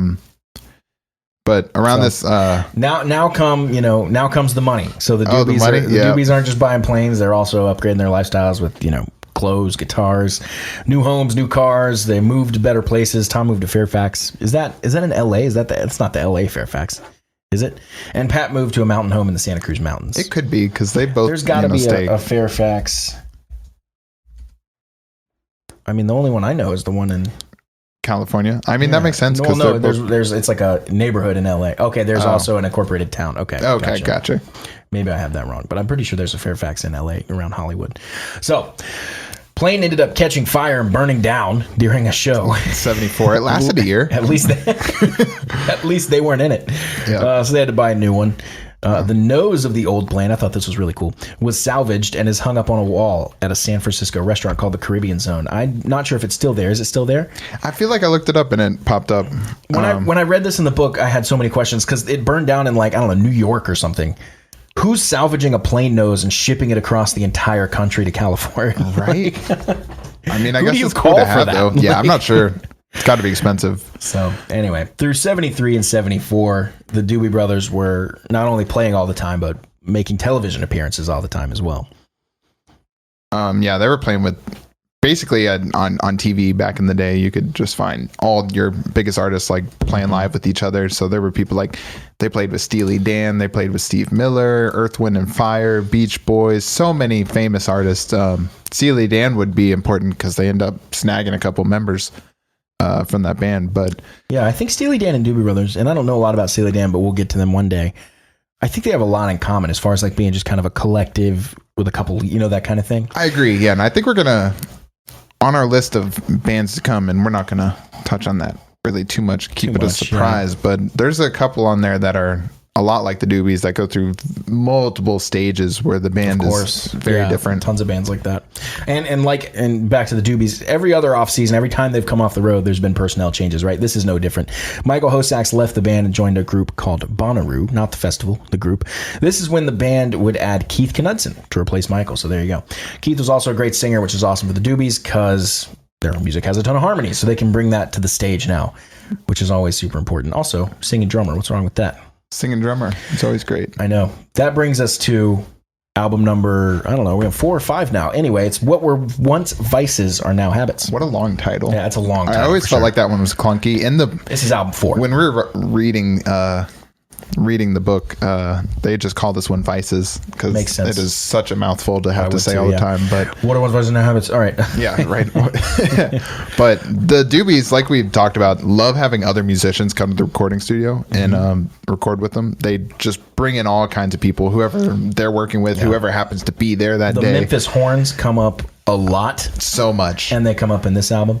Bill Payne's back to do more piano. Yep. Another pianist, James Booker. Percussionist, Milt Holland. What a name. Eddie Guzman, another percussionist. They're just bringing in tons of people. Yep. And importantly, Jeff Skunk Baxter from Steely Dan. We were talking about that earlier. Comes in and records some tracks. He comes in and records some pedal steel and some more guitar work on, and he'd done some on The Captain and Me previously as well. So the Doobies kind of felt like they had an extended family of band members. It was almost like less of a band, this is our band, and more of a collective of anyone come on down, do whatever, Right. Yeah, they just love making music, man. Yeah. More than, that was their number one. But Vices is an interesting record. Warner Bros. Attempted to release Another Park, Another Sunday, which is a song I do like, but as an album, or as the first single, it didn't really catch on. So then they went to the next, tried to release Eyes of Silver, which was my favorite song when I first listened to the album, and now it's kind of fallen out of favor with me. Right. But that one also just didn't catch.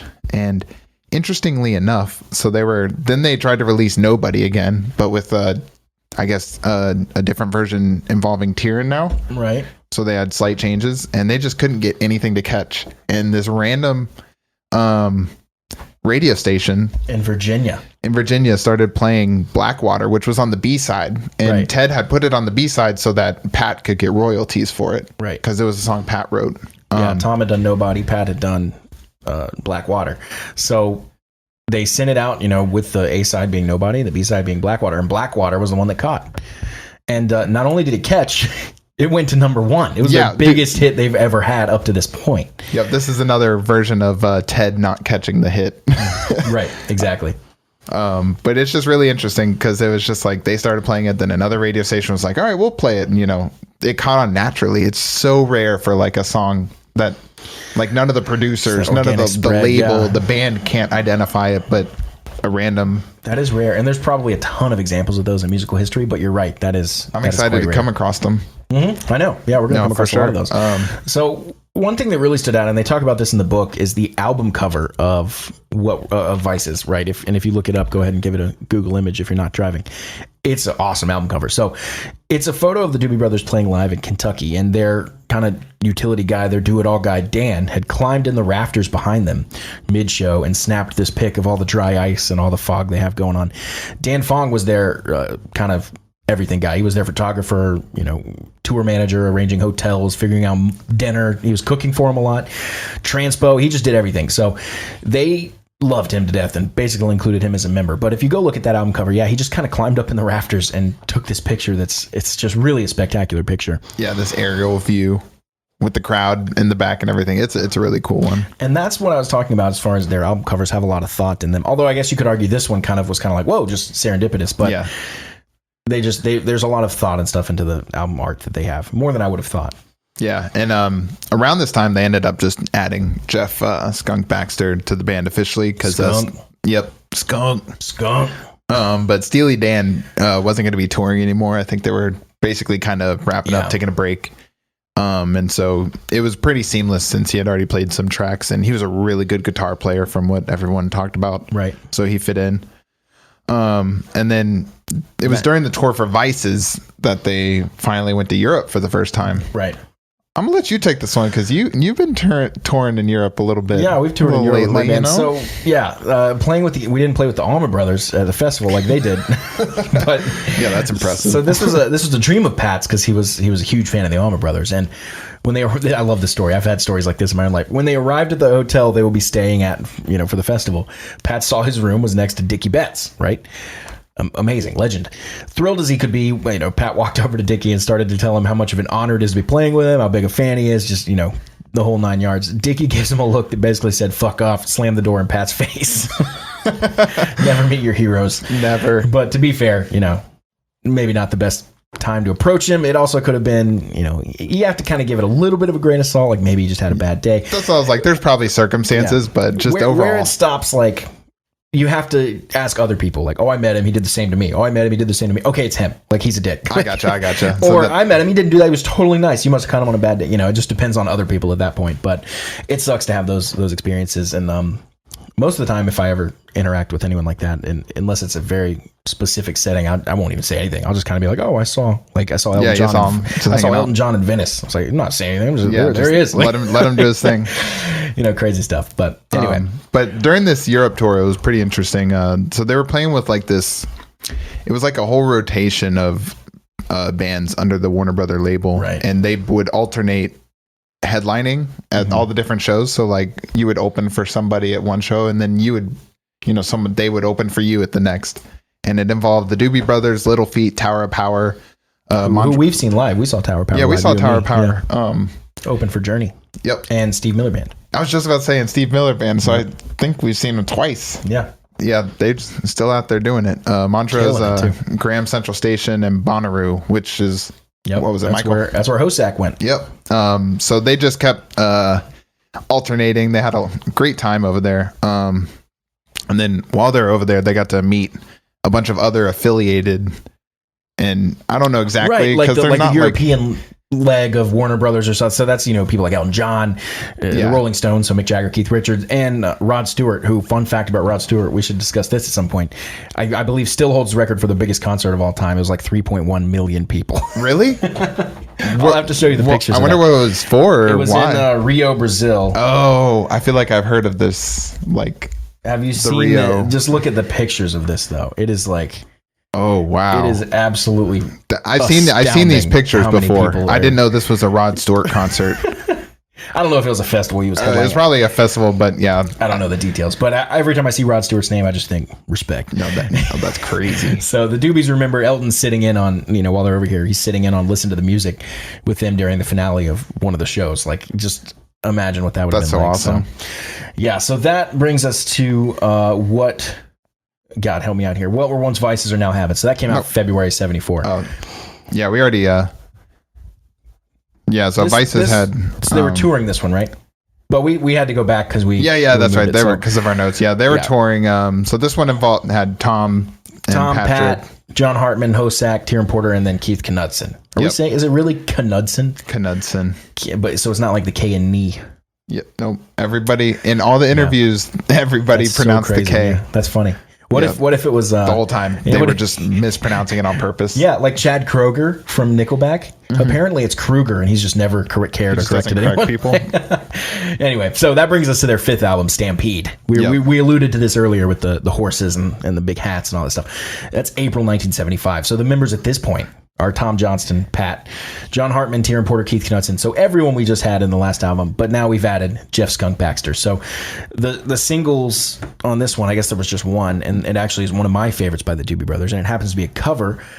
I'm spacing on who the original artist was. Help me out. Oh wow. Anyway, it's Take Me in Your Arms, Rock Me a Little While, and that's a old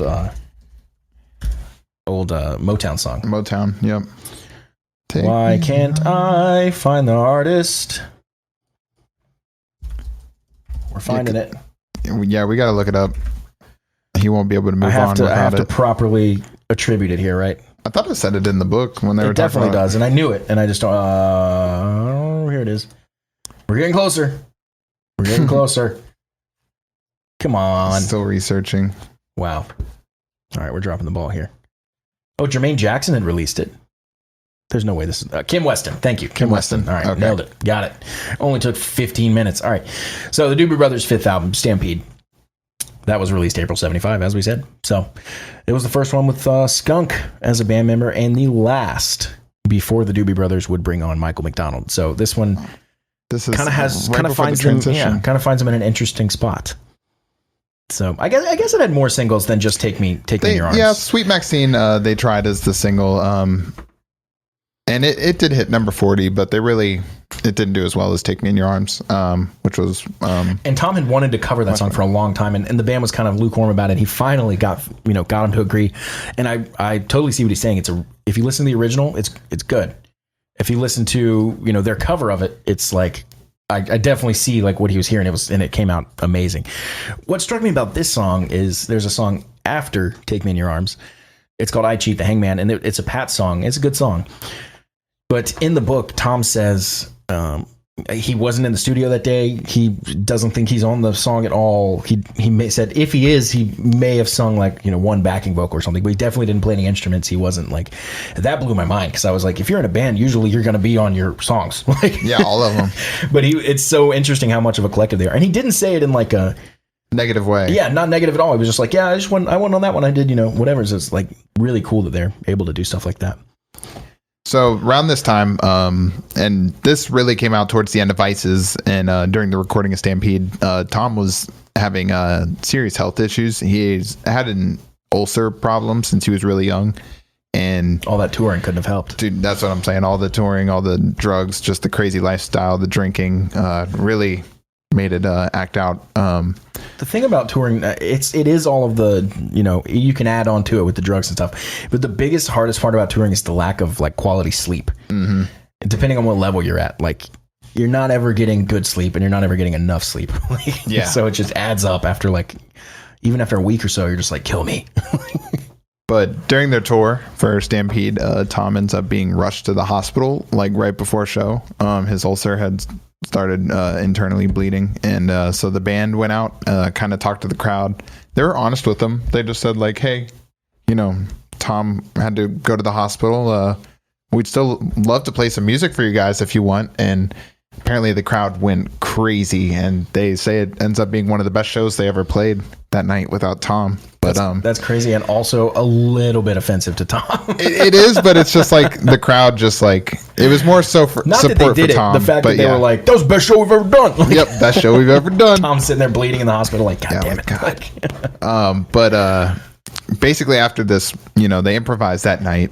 They kind of went out there and just filled in Tom's places. Everybody did the best they could, but they knew they had to make a decision, make a change if they wanted to keep the tour up. So and you have to, at that point, you have a lot more, mouths to feed that are relying on this income and stuff, down to the crew guys, the art, everybody. So it's canceling a tour because one guy goes down, even if it's one of the most important guys, is a tough decision, but you have to keep going, I think. Yep. And so Jeff knew Skunk.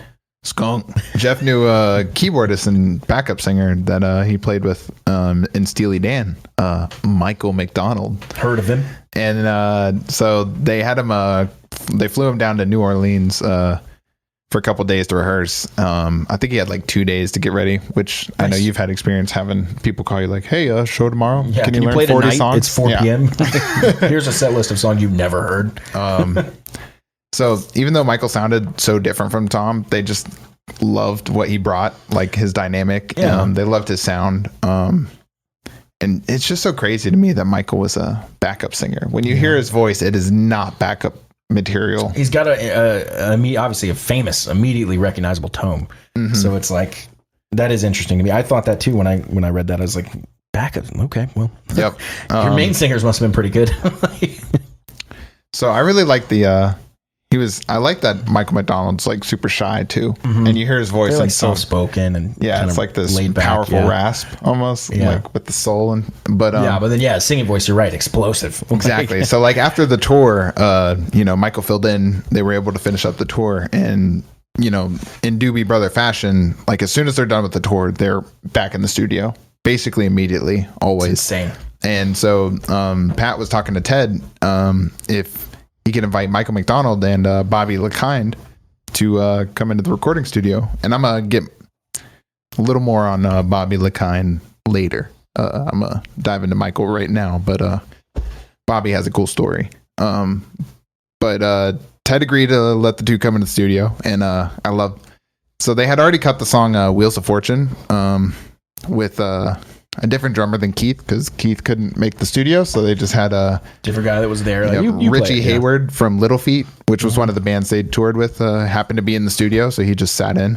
And I just love the stories like that with the Doobies. We're just random guys. You're here, you're here, man. Come play on our album, and like you said, like Tom's like, I wasn't even on that song. Keith will be like, I wasn't even on that song, but they just don't really care. But so Pat wanted Michael to sing for Ted, and Michael had been working on a song alone, and he had brought it to the studio, and Pat was kind of interested in it, and so Ted was skeptical because he knew they brought Michael in for the tour just to fill in, but didn't really think it was going to be like a Doobie Brother member, so he was pretty skeptical to hear. But Ted agrees. Michael shyly, quietly walks over to the piano, sits down, and begins to play the intro on the piano, and then after a little while sings the words, "You don't know me, but I'm your brother."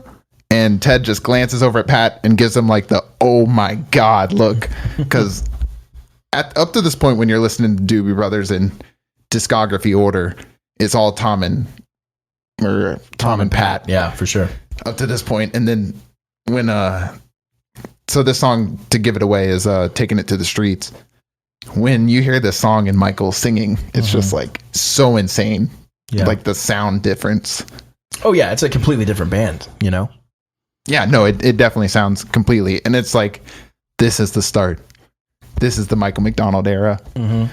And so if you're wondering what happened to Tom, and like, because you're like, well, now Michael's here and like singing, Tom recovered from the ulcer, and he was still doing recording with the Doobies in the studio, so he's on a couple of songs even after he's like left the band. Right.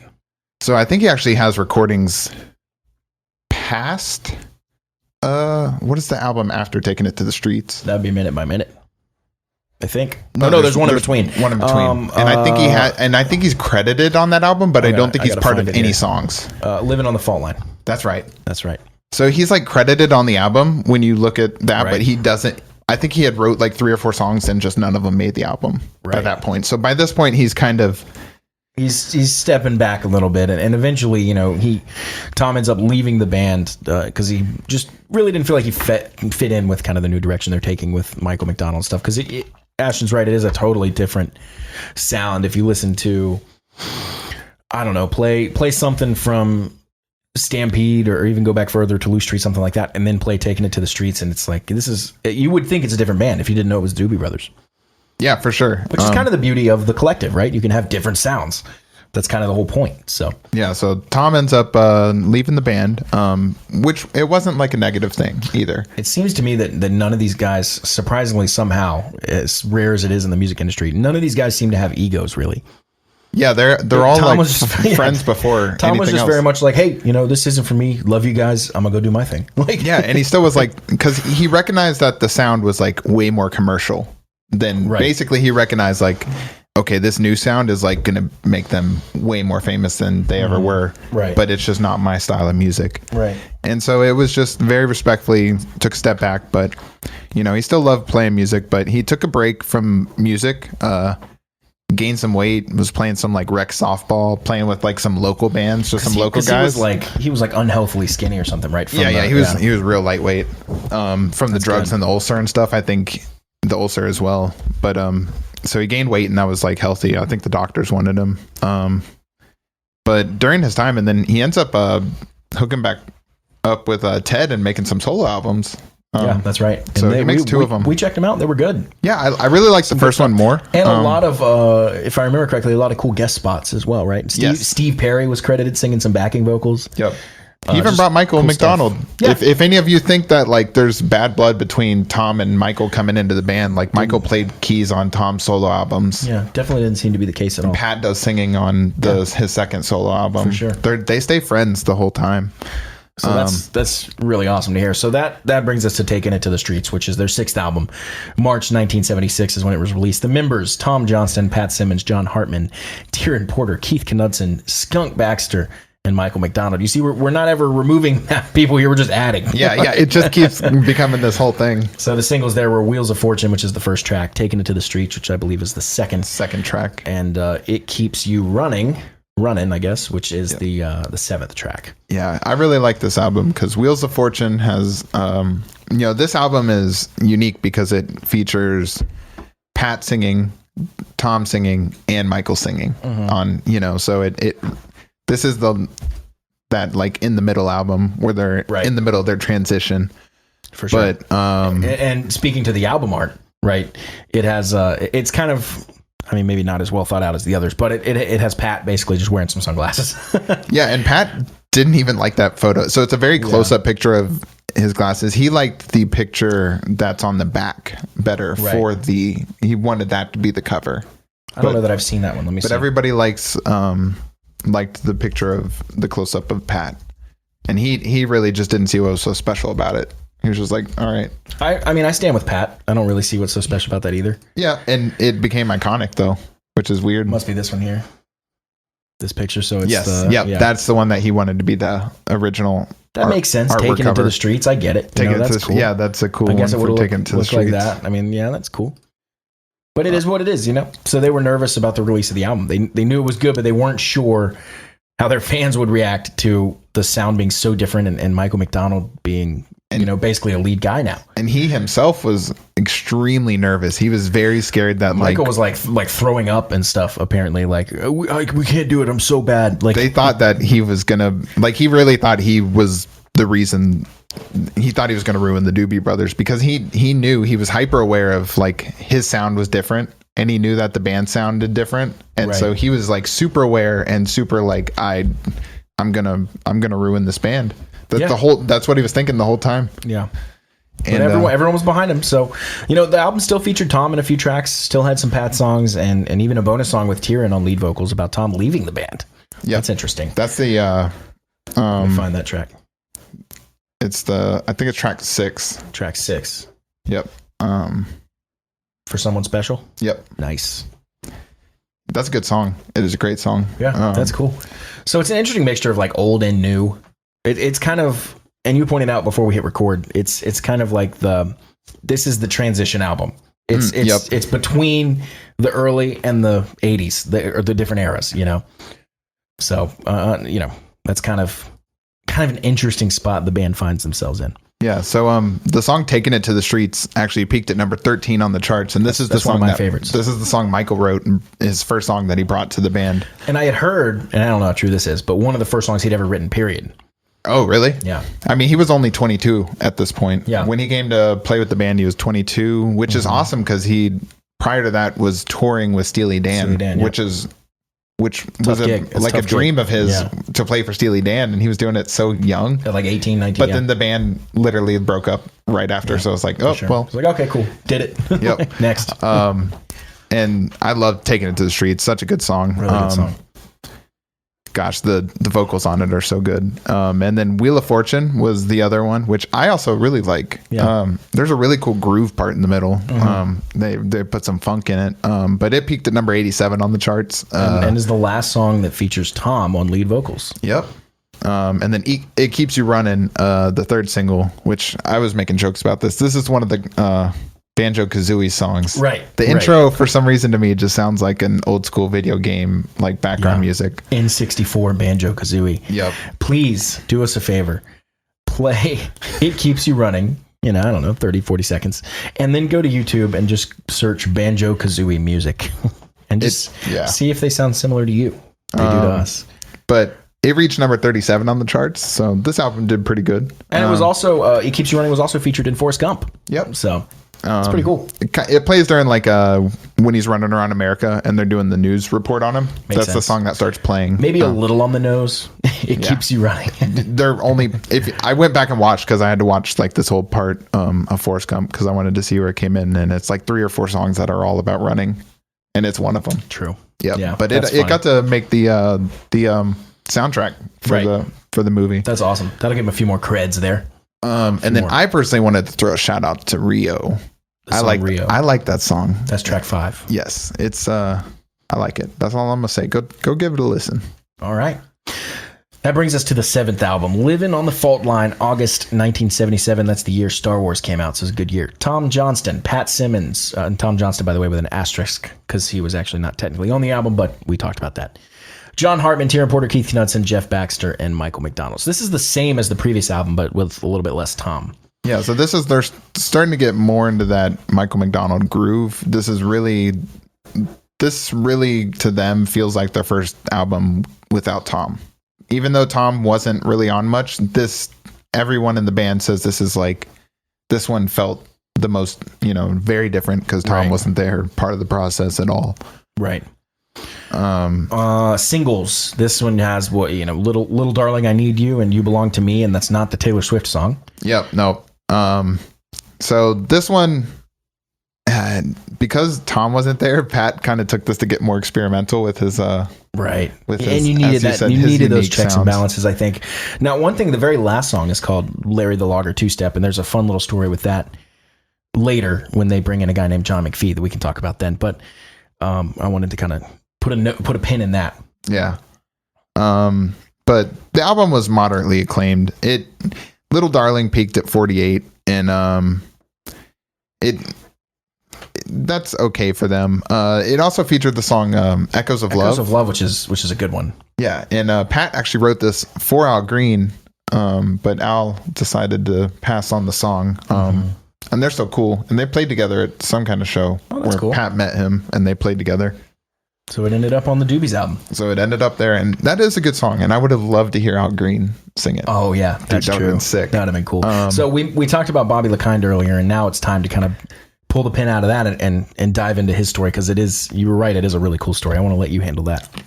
So Bobby becomes a full-time member of the band around this time, and he originally started out as a roadie for the lighting crew. And Bobby consistently would tell the band, like, hey, I played the conga drums, you should let me sit in on a song. And specifically, he wanted to sit in on listen to the music. I think that's what he was practicing. And the band was just like, Nah. I mean, just as the band perspective, you're like, let me play with the band. You know, the roadie guy. Like, we're so good. Yeah. They're pretty skeptical, but and they told him no many times, but I mean, the guy wouldn't give up. Yeah, he just was very persistent. And, I love that. Yeah, keep going. Keep it going. And so they finally gave in, let him sit in, and he was pretty damn good. They were really impressed, and so they kind of basically started having him sit in and playing him on a lot of their tracks, and they liked what it added to the songs. And so they added him to the band, and then Bobby really took being a musician seriously. And I can imagine if you're somebody who's like, I don't want to say rags to riches, but roadie to band member, you know, is like, and so he really took it seriously and started getting lessons and everything, and learned as much as he could to learn different styles. And you can hear the conga drums in so many of their songs. Really, and you can add congas to almost any song, and it makes it way cooler. Yep, and it's awesome for their live music too. Like, for sure. Also, Bobby just makes the funniest faces. Really? He's the one that I was telling you that, like, I was watching a couple live performances, and Bobby just makes angry, like, constipated faces when he plays the congas, and it's pretty hilarious. As you do. Yeah. So, I mean, incredible story from setting up the lights to standing under them. Yep. What so a dream. Good. There's one other story like that, and I might have this wrong, so I have to put an asterisk next to this story. But I believe Megadeth, one of their roadies, was promoted to being their drummer at one point. Oh, that's so cool. And that's a little bit different drum gig. Yeah, no. Like it's a wild gig. So if that's true. If it's true. If I didn't just make that up. I'd heard it somewhere. I know I didn't make it up. So I blame where I heard it from if it's not true. So anyway, I think we have a random story time. Is this the crazy one? This is dude, this one is nuts. This is one of their plane stories. This story gives me anxiety around this time. But I'm gonna have to leave the room. So this is Michael recalls, Michael McDonald. He does not like flying to start with. He already has many issues with it. So he's already super nervous and like sweaty and pukey when he gets on planes. And so he remembers this one time they're like coming into land, and the air traffic control towers that you see when you're landing kind of just like flies by really fast. And he's like, that's kind of strange since we're landing. Yeah. And then all of a sudden, like, the lights on the ground just appear, and they hit the ground and bounce and go back up in the air like 20 feet immediately after a huge crash into the ground. And then they go up and they start kind of leaning and shaking, and the plane is kind of losing control. What? And so then they end up, in order to get control, the plane all of a sudden shoots almost vertically straight up and has to accelerate maximum velocity to not crash. And it goes straight up into the air, and then eventually levels out, level it off. You know, makes another lap and lands properly. And they had to set off the rocket pack and stuff. Yep, everything to save it from crashing. And what happened was, allegedly, that Jeff Skunk Baxter was landing the plane. I guess somehow he had... we should say attempting. To land the plane. I guess he had talked his way into landing. And I don't think their normal pilot was flying this time. I think Sam was flying the Kruby liner. He was flying the Kruby. He said he saw it all from the back. Yeah, and he saw it happen from a distance. And this ends up causing a fight and stuff. But between Sam stopped, like the other pilot, Sam was like real pissed. I believe it. But anyways, so Jeff attempts to land the plane. Complete silence on the plane. Oh yeah, everybody was just like, and it's crazy when you think about how many, airplane and helicopter related accidents are attributed to bands. Buddy Holly, Otis Redding, Lynyrd Skynyrd. It's just wild to think how close they came. Like, that is like, you got a second chance at life, dude. Also, though, and it was really dumb of Skunk to do that, but he has a history. From what I remember, he's a legitimate like rocket scientist. Yes, he's very smart. And that's why he kind of like, it's not just out of place. Like, this is a musician. He's worked with physics and astrophysics and all sorts of crazy stuff. And I don't know the whole history there, but I do know he's a legitimate rocket scientist. Yeah, no, he's a smart guy into science and things. So it's not that makes you qualified or anything. But for sure, drugs were being done. I mean, for sure. But to think you can land a plane, like, maybe not. Maybe let's try it. Not with a bunch of people in the back. Anyway, so what's happening? An old TV show that the Doobie and Brothers. You actually watched these episodes. I did watch. It's like a 2-part episode. Yeah. So we're talking about the Doobie Brothers actually appeared on the TV show in January of 1978. Yep. So everyone other than Tieran had an awesome time. Tieran didn't really want to do the show because so the show is like, it's just about like normal like black people living, but the thing is all the writers are white, and Tieran had an issue with that. And Tieran being African American was like, he just thought it was pretty corny, and that like white people don't know anything about, and he's probably right. And he is. And I watched it, and of course, like, and I'm not gonna lie, there was occasional jokes that were good that I thought, and there's some that are definitely centered towards like the African American families and stuff that are funny for that regard. I don't know anything about what's happening. Is that the one with Urkel? No. What was that's Family Matters? Yeah, that's Family Matters. So this is earlier than that. Okay, basically, this is early stuff. Really early I'm television. real bad with my early television stuff. Yeah, no. So I would say, with him, it seemed Tieran took a pretty firm stance against it. Yeah, he ends up doing it because the band talks him into it. I thought that, even though it was maybe not his favorite thing, I thought that spoke a lot to his character to be able to be a part of the team, even though he was like, I just want it known I don't like that, but I'm still a part of the team. Like, let's go do what the team thinks is best. I thought that was for sure. You don't really want to you don't want to hurt the band. And because everybody was respectful towards how he felt for sure. The whole band, but that easily could have come to him just leaving the band. Like, for sure. And it didn't. And I think that speaks to that band. That speaks volumes to the egos and the people involved. So I'll give a quick synopsis of like the episode. Yeah, please. So it was the 3 main characters are Dwayne, Raj, and Rerun. And they want to go see the Doobie Brothers show, which is in town. Rerun meets this sketchy guy in the diner named Mr. Dunbar, who gives Rerun 3 front row seats. In exchange, he has to hide a tape recorder under a jacket and record the Doobie Brothers. So this guy is like famous for bootlegging Doobie Brothers shows, but Rerun doesn't know. He's a kid, so ignorance is bliss. And then the other 2 friends know that what he's going to do is he could get in trouble for. They're more skeptical, but they go through it anyways. They go to the show. Rerun records the show and then accidentally like drops the recorder at the end. The Doobie Brothers see it. They pull him into the back room. They're questioning him. Why would you do this? After they already had talked to Rerun about not recording the show, how it's bad. And so Rerun, learns his lesson, but then they use Rerun to catch Mr. Dunbar. So the Doobie Brothers get their revenge. And then they play, of course, like 4 or 5 songs at the end of the episode to promote their...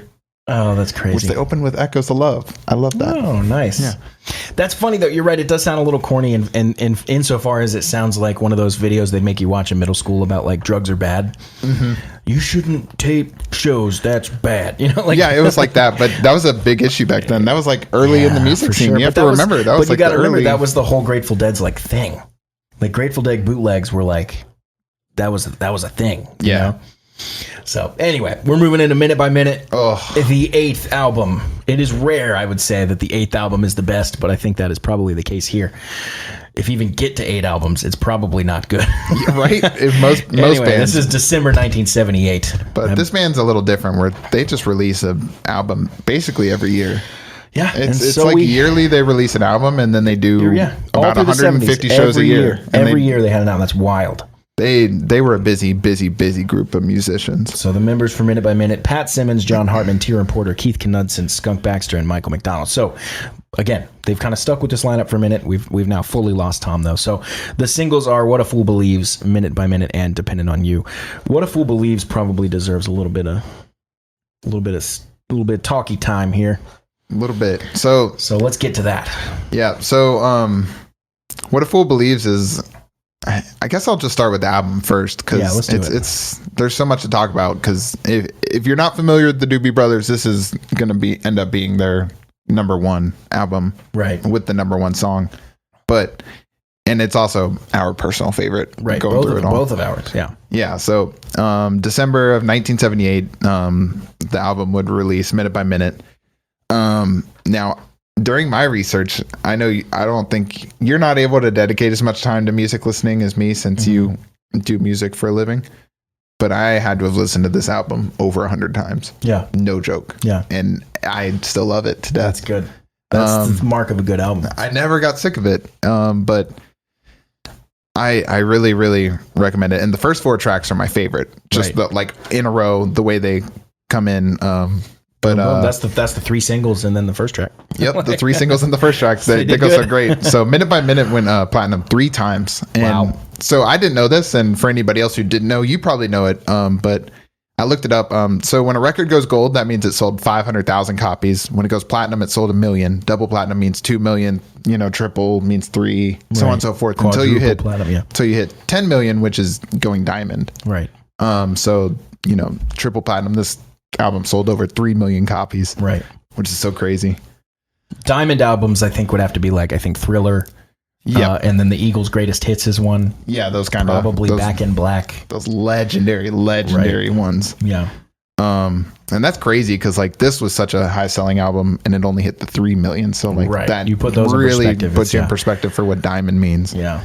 So the biggest song, What a Fool Believes, was actually written by Michael McDonald and Kenny Loggins. Interesting. Who those two would just write all kinds of hits in the 80s. Mm-hmm. So many. But that song ended up hitting number 1 on the charts. Boom. Second number 1, right? Yep. Second number 1 behind Blackwater. Right. Which also hit. So they've had a number 1 before, but what they haven't had before and what a Fool Believes gave them was 2 Grammys. So 1 for Song of the Year and then 1 for Record of the Year. So, there's a lot to be said for that song. It's the Doobie Brothers song. Yep, and they actually perform it. That's the song they perform at the 1980s Grammy performance. Oh, that's awesome. What a Fool Believes, which I watched. It's awesome. And Michael on the live vocals, it's just he doesn't miss a beat. Really? Yeah, he's so good live. Gotta do it. Gotta be it. I really like the song "I'm Here to Love You." It's not one of the singles, but it's the opening track, right. And here recently, it might have passed What a Fool Believes for my favorite. And here's another funny thing. Guess who didn't like What a Fool Believes? Ted Templeman. He always felt like it was incomplete or missing something, but sometimes you're just wrong. And he admits it. And Minute by Minute peaked at number 14 on the charts. The song Minute by Minute. Fun fact for peaked you. At number 14. Ted played drums on Minute by Minute and What a Fool Believes. Really? Yep, he was one of the 2 recorded drums. Because he plays. Awesome. He is a drummer. He plays drums on it the whole time, just the song sucks. Yep, the song. 2 Grammys. I hate it. He's got 2 Grammys in his office. Whatever. Now Ted actually, and we will probably see him at some other point in Melomaniax because he actually went on to produce Van Halen and a ton of other people. So he's a legendary producer, but it is pretty funny to see him in these early days and stuff. Minute by Minute, the song, not the album, peaked at number 14 on the charts, and Dependent on You reached number 25. So those ones did really well compared to having a number 1, but then also having a 14 and a what was that, 2 top 50s or 3 top 50s? 3 top 25s. 3 top 25s technically, because the last one's off 25. 1 album. That's just insane. That's wild. So personnel changes. So after recording Minute by Minute, unfortunately, couldn't land a plane. Couldn't stay in the band either. Jeff Baxter's voted off the island. He's kicked out of the Doobie Brothers, and he was actually kicked out. I think all the other people had left, kind of moving on, right? Willingly. So he was notified by Warner Brothers management. That's pretty standard. The band members kind of voted and let the management deliver the news.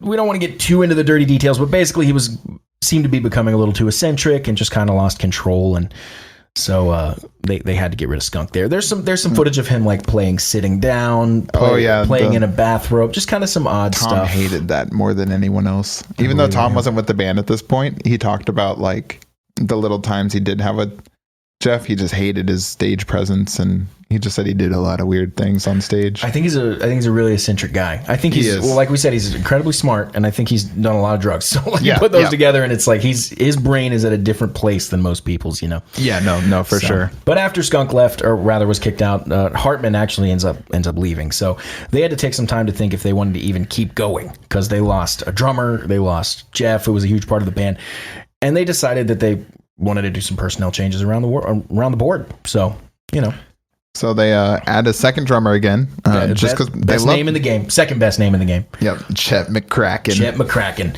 And they added him after holding some auditions. And next, the band added a saxophone player with the number 1 greatest name in the game, Cornelius Bumpus. Oh, I love Cornelius Bumpus. I'm a big Bumpus fan. You're a bumper. I'm a bumper.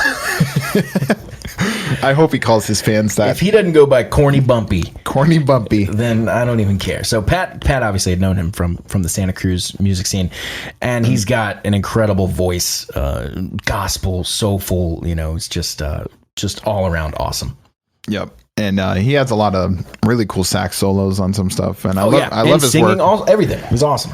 Yeah, I love his work on One Step Closer as well. He's heavily incorporated in that album, right, which we'll talk about in a little bit. But another huge addition is John McPhee. This is where he finally comes in, and John is, and we were talking about this. John is he's a core member of the Doobies, known as, even though he's literally coming in after their 8th album. Yeah. He's coming in after the success. Yes. You know what I mean? And people still mention him as a Doobie Brother pillar because he kind of is, he holds down the band a lot through the 90s and 2000s during the time where they're doing a lot of live work. Right. But he ends up joining the band, and he is known for playing a ton of instruments. Right. He plays anything. Basically, they always joke and say he can play anything that has strings. Right. So, and as a kid, he grew up playing, I think his dad was in a band who also played 3 or 4 instruments. Mm-hmm. So he was just raised having to play multiple instruments because he would have to sit in on his dad's band and play whatever his dad told him to. So he kind of just learned everything. So mainly in the Doobies, he plays violin and guitar. Yep. And, just widely respected for being just an incredible musician. Yep. And that'll lead us into One Step Closer. One Step Closer. And no, I know what you're thinking. It's not the Linkin Park song. Yeah, unfortunately. Sorry, guys. That's Next Steps. No. So this comes out in September of 1980. And I really like this album. This is what I've been listening to a lot lately towards the end. And it has this is after a lot of personnel changes happened. So this has John McPhee. It has Bumpus in it. Corny Bump.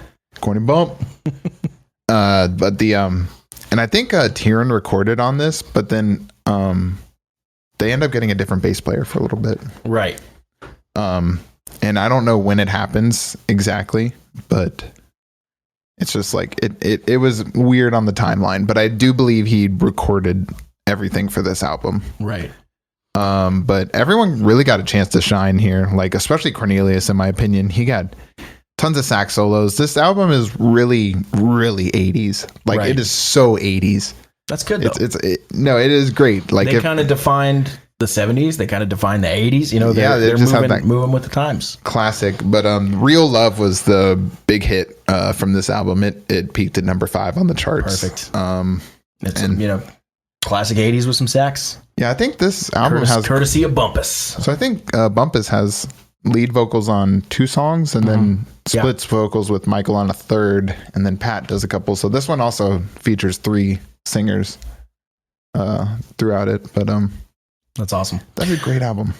So after One Step Closer, Tieran's replaced by Willie Weeks. Yep. It's never really discussed why, I don't think. Yeah, that's why I just couldn't find any information, because he's you got to be tired, though, Tieran's part of the band, but then they end up 1982, around this time anyways. So they bring Willie in for touring for One Step Closer, basically.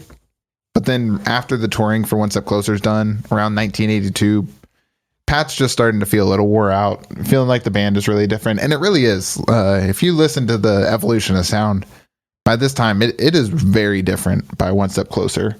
Extremely. And even for Pat. And Pat is very flexible as a musician. Right. And he even is quoted as saying, I think it's become more of an LA band, which is not what I helped to set out create. And that's an interesting thought, because, he wanted to create a NorCal band, a San Francisco kind of hippy dippy, jammy kind of band. And he's feeling like it's more of an LA pop commercial band. And that it's just interesting that he defines the sounds by the geographies here as I kick my mic. Yeah, by the LA. Yeah, for sure. So Pat ends up leaving. So at this point, we have the Doobie Brothers with neither of the original Doobie Brothers in it, And they kind of see that. Yeah. And so the rest of the members meet up to see where they stand and agreed they just couldn't go on without Pat. So they agreed to hold a farewell tour in 1983, accompanied by a live album that would include former members Tom Johnston, Dave Sjogren, John Hartman. So Michael McDonald would go on to kill the 80s with his solo albums and co-writing many hits. The rest of the band would either do solo work or take breaks. And yeah, Michael McDonald really does dominate the 80s sound. Like he's on everything. That's what I told you. It kind of sounds like dentist office music to me. Like, and that's not a knock at all. That's just saying, like, every time I'm in the dentist office laying there with my mouth open, I'm just hearing like, you don't know me. No. So that I actually just somehow when I was doing the discography, I missed this album until yesterday when I listened to it. First break? Yes. It has a crazy Michael McDonald version of Listen to the Music. Oh, that's cool. Where he sings the lead vocals and it's like Michael McDonald style of the band. We'll listen to it after the show. Yeah, I want to hear that. Interesting, because I accidentally skipped over it, but this is like the last album that Ted, is this the one that's Ted not would produce that's hard for a while. Hard to find? Is this that one? No, this one's on there. It's just like super low on the list. The Farewell Tour. Oh, the live one. Yes, it's a live. It's a live album for sure. Okay, but it was produced. It was still produced by Ted. Okay, and it had a couple of those guys. That's awesome. I love that. Yeah. So the band takes a break. Yeah, big break for 5 years. But it is not meant to be over. Nope. So in 1987, the Doobie Brothers would return for this Vietnam Foundation event. And this would literally include almost every member that's ever been part of the Doobie Brothers. All right, let's hear this list. All right, so returning members would include Tom Johnson, Pat Simmons, Michael McDonald, Keith Knudsen, Bobby LeKine, Tieran Porter, Cornelius Bumpus, Michael Hosack, John Hartman, John McPhee, and Chet McCracken. So it's... Right. They're looking like a worship band up there. Yeah, it's basically like every member that's ever been part of the Doobie Brothers all came back for this show. And then after the show, a lot of the guys had a ton of fun. And so Tom and Pat would get in touch about maybe working on some songs again together. Right. And so they put together the Doobie Brothers again. The new 6-piece iteration. Yep. So that's going to be Tom, Pat, Tieran, Hartman, Hosack, and Bobby LeKind. Yep. And so... this time, they would actually get together and record under someone other than Warner Bros. Capitol Records. Yep. So they would record 2 albums under Capitol Records. And the first album is called Cycles, which came out May of 1989. And the name of this one is kind of a reference to the different cycles the band has gone through. Yep. The different times and changes, but also just a reference to motorcycles, which Tom and Pat both had interest in until at some point Tom just loses interest. Yeah, I think it's pretty funny. He's just like, don't care. Yeah, in the book, he's literally like, I was into it, and then just one day I wasn't. Sold all my stuff, whatever. Moved on. That's pretty badass to be able to just recognize and realize that. Like, I don't like this anymore. He's just like, I'm over motorcycles. Yeah. Yeah, but anyway. So that album had it had the hit The Doctor, which peaked at number 9, which actually shocked me because it's a good song, but I'm not as big on the Cycles album. Right, for sure. They're definitely, it's a different stage, for sure, right? They're a lot older now, different sound for sure. And also just different times. Like, we're moving into the 90s. You're talking about, 1989. And the last album, not the live album, they released was 1980. So this is 9 years ago.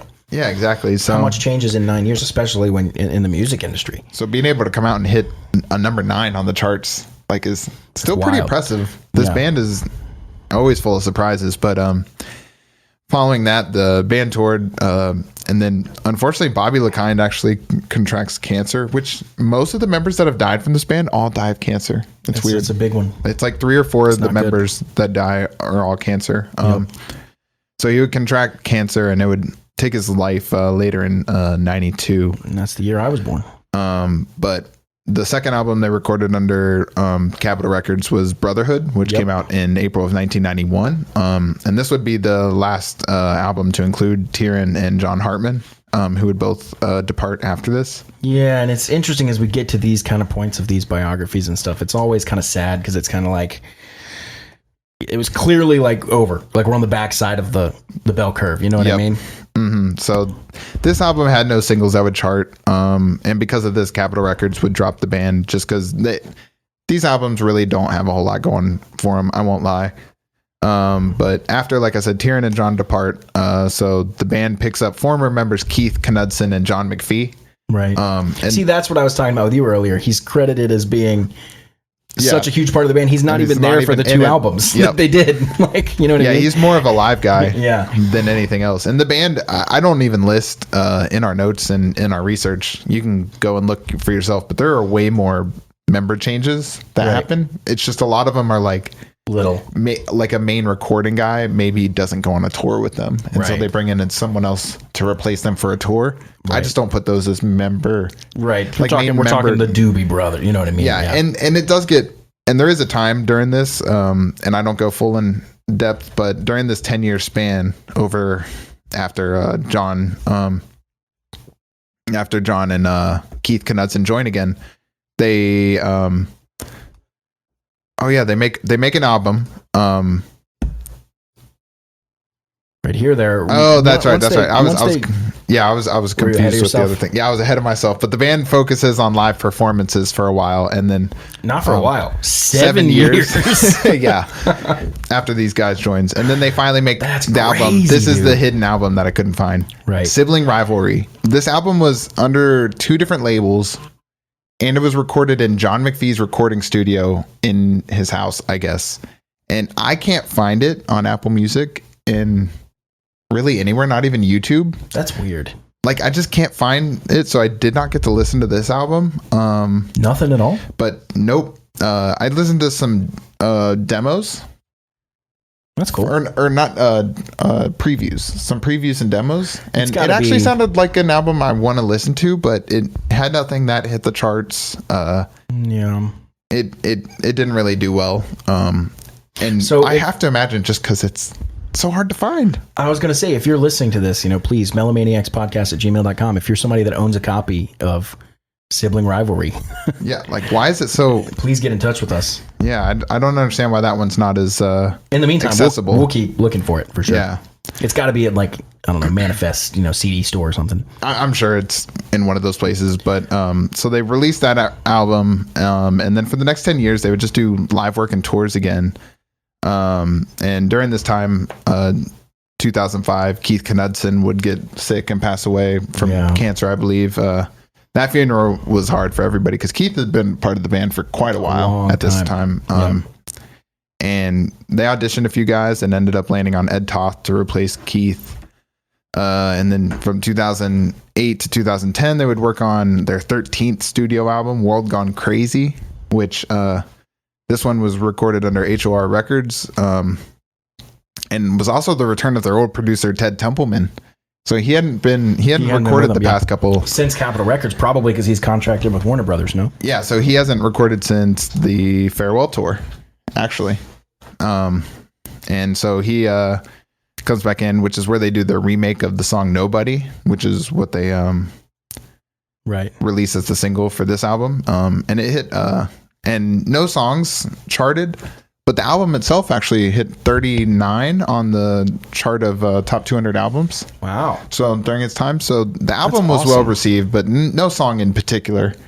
And as far as new Doobie Brother albums, this one's not bad. And it looks like there's a Doobie Brothers documentary that was kind of released along with it. Yep. So I liked this one as far as going and they have a song called Chateau. Recent ones. Yep, Chateau. Clearly, the more callbacks. Yeah. Yep. So lots of good stuff here, and the, like you said, the reuniting with Ted Templeman. Even Apple Music here says good things about Ted being back. And it has Michael McDonald on some keyboards brought in, so he's not back part of the band, but he's on the album. It even has Willie Nelson on it, so I thought that was really cool. Yeah. And when I was listening through, I heard a voice immediately, and I was like, "Is that Willie Nelson?" I had to look, of course. Yep, he was on there. So I was like, "That's a cool feature." Here's the sentence: the deluxe version of the album includes a documentary and an acoustic version of Black Water that highlights the band's vocal prowess. Very cool. And 2 years after World Gone Crazy, Michael Hosack passes away from cancer. Yep. I'm telling you, dude, it's all cancer. Rock and roll gives cancer, man. But this was Michael was a big time pillar in the band. Like, he was their main studio drummer for all of their biggest songs and hits. Yep. He was the guy who, so like we said, they usually had 2 drummers, which was more of a live performance move, like you were saying. Yep. And so Michael was really the one who put in that recording studio work. Right, for sure. So he was very, very important. And they brought in Tony Pia, and eventually they just ended up settling with drummer and percussionist Mark Kionis. Quinones. Sorry. And then in 2014, they released this album called Southbound, which is it's really cool. It features a bunch of Doobie Brother classics, but it's redone with country artists, famous country artists, country legends, yeah. Country legends, yeah. So it's got like Zach Blake Brown, Shelton, Zach yeah. Brown Band, Toby Keith, Brad Paisley, and Huey Lewis is Huey Lewis is on there. Dude, I'm telling, there's so many names on that album, China and Grove, it's just Chris Young. Yep. So it's just all their biggest tracks, and they're done with. That's amazing. And I've listened to it, but I'm gonna have to dig back into that a little bit more. Yeah, I definitely want to re-listen to that album because I gave it one listen through, and I'm not a big country artist, but I was like, there's some good songs in there. But then nothing happens really with the Doobies for a while until 2020 when the Doobie Brothers get accepted into the Rock and Roll Hall of Fame. Congrats to them. Well deserved, and also probably late. They should have gotten that in the 90s. So they got inducted. It was announced January, and they decided to do a tour in honor of their induction. But after a few shows, Tom couldn't tour because he was sick, and what they think it was just early versions of COVID-19. I had something like that in January 2020. Before anyone was talking about COVID, I was sick with like a flu thing, and I think that's what that was as well. So yeah, so they had to end up rescheduling that tour. That's crazy. To 2021 because the pandemic ends up breaking out. But because of that, they end up the new tour that just happened involves Michael McDonald. So he's back with the band touring. So right now the current lineup of the band. Now Michael's back touring, but he did not do their most recent album that just came out in 20. So along with this induction, they also had an album come out in 2021. Called Liberté. Liberté. Yep. Another callback to the Chateau Liberté. And so Michael did not record the album, but he is on the tour for it. Yeah, and Liberté didn't really chart well, but showed decent sales. Yeah, and their tours are always do well. Tours are always going to do well because it's the Doobie Brothers, absolute legends. So right now it's Tom Johnson, Pat Simmons, John McPhee, and Michael McDonald. Wow, that's the core four. So McDonald's really touring with them, hard. He's full on touring with the band again right now. That's awesome. Well, I mean, wow, that kind of is the definitive, so many albums, biography on the Doobie Brothers. We just went through all of it. Yeah, man. They tour a lot. They make a ton of albums, man, through the 70s, making an album every year. And that's ridiculous. And you know what? They're getting older. Now's the time, please go see them if they're in your area.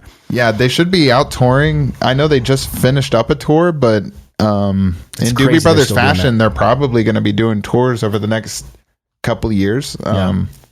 So I know that next time they're in town, I'm going to see them. Yeah, that's for sure. For sure, I'll go with you. But that pretty much catches us up to current times. Yeah, so that's the Doobie Brothers and what they're doing today. That's the Melomaniax report on the Doobie Brothers, and that's going to do it for this episode. Wanted to thank you guys for listening, and once again remind you, please like, subscribe, rate, review, iTunes, Spotify, YouTube, wherever you are, we are. So please leave us some love.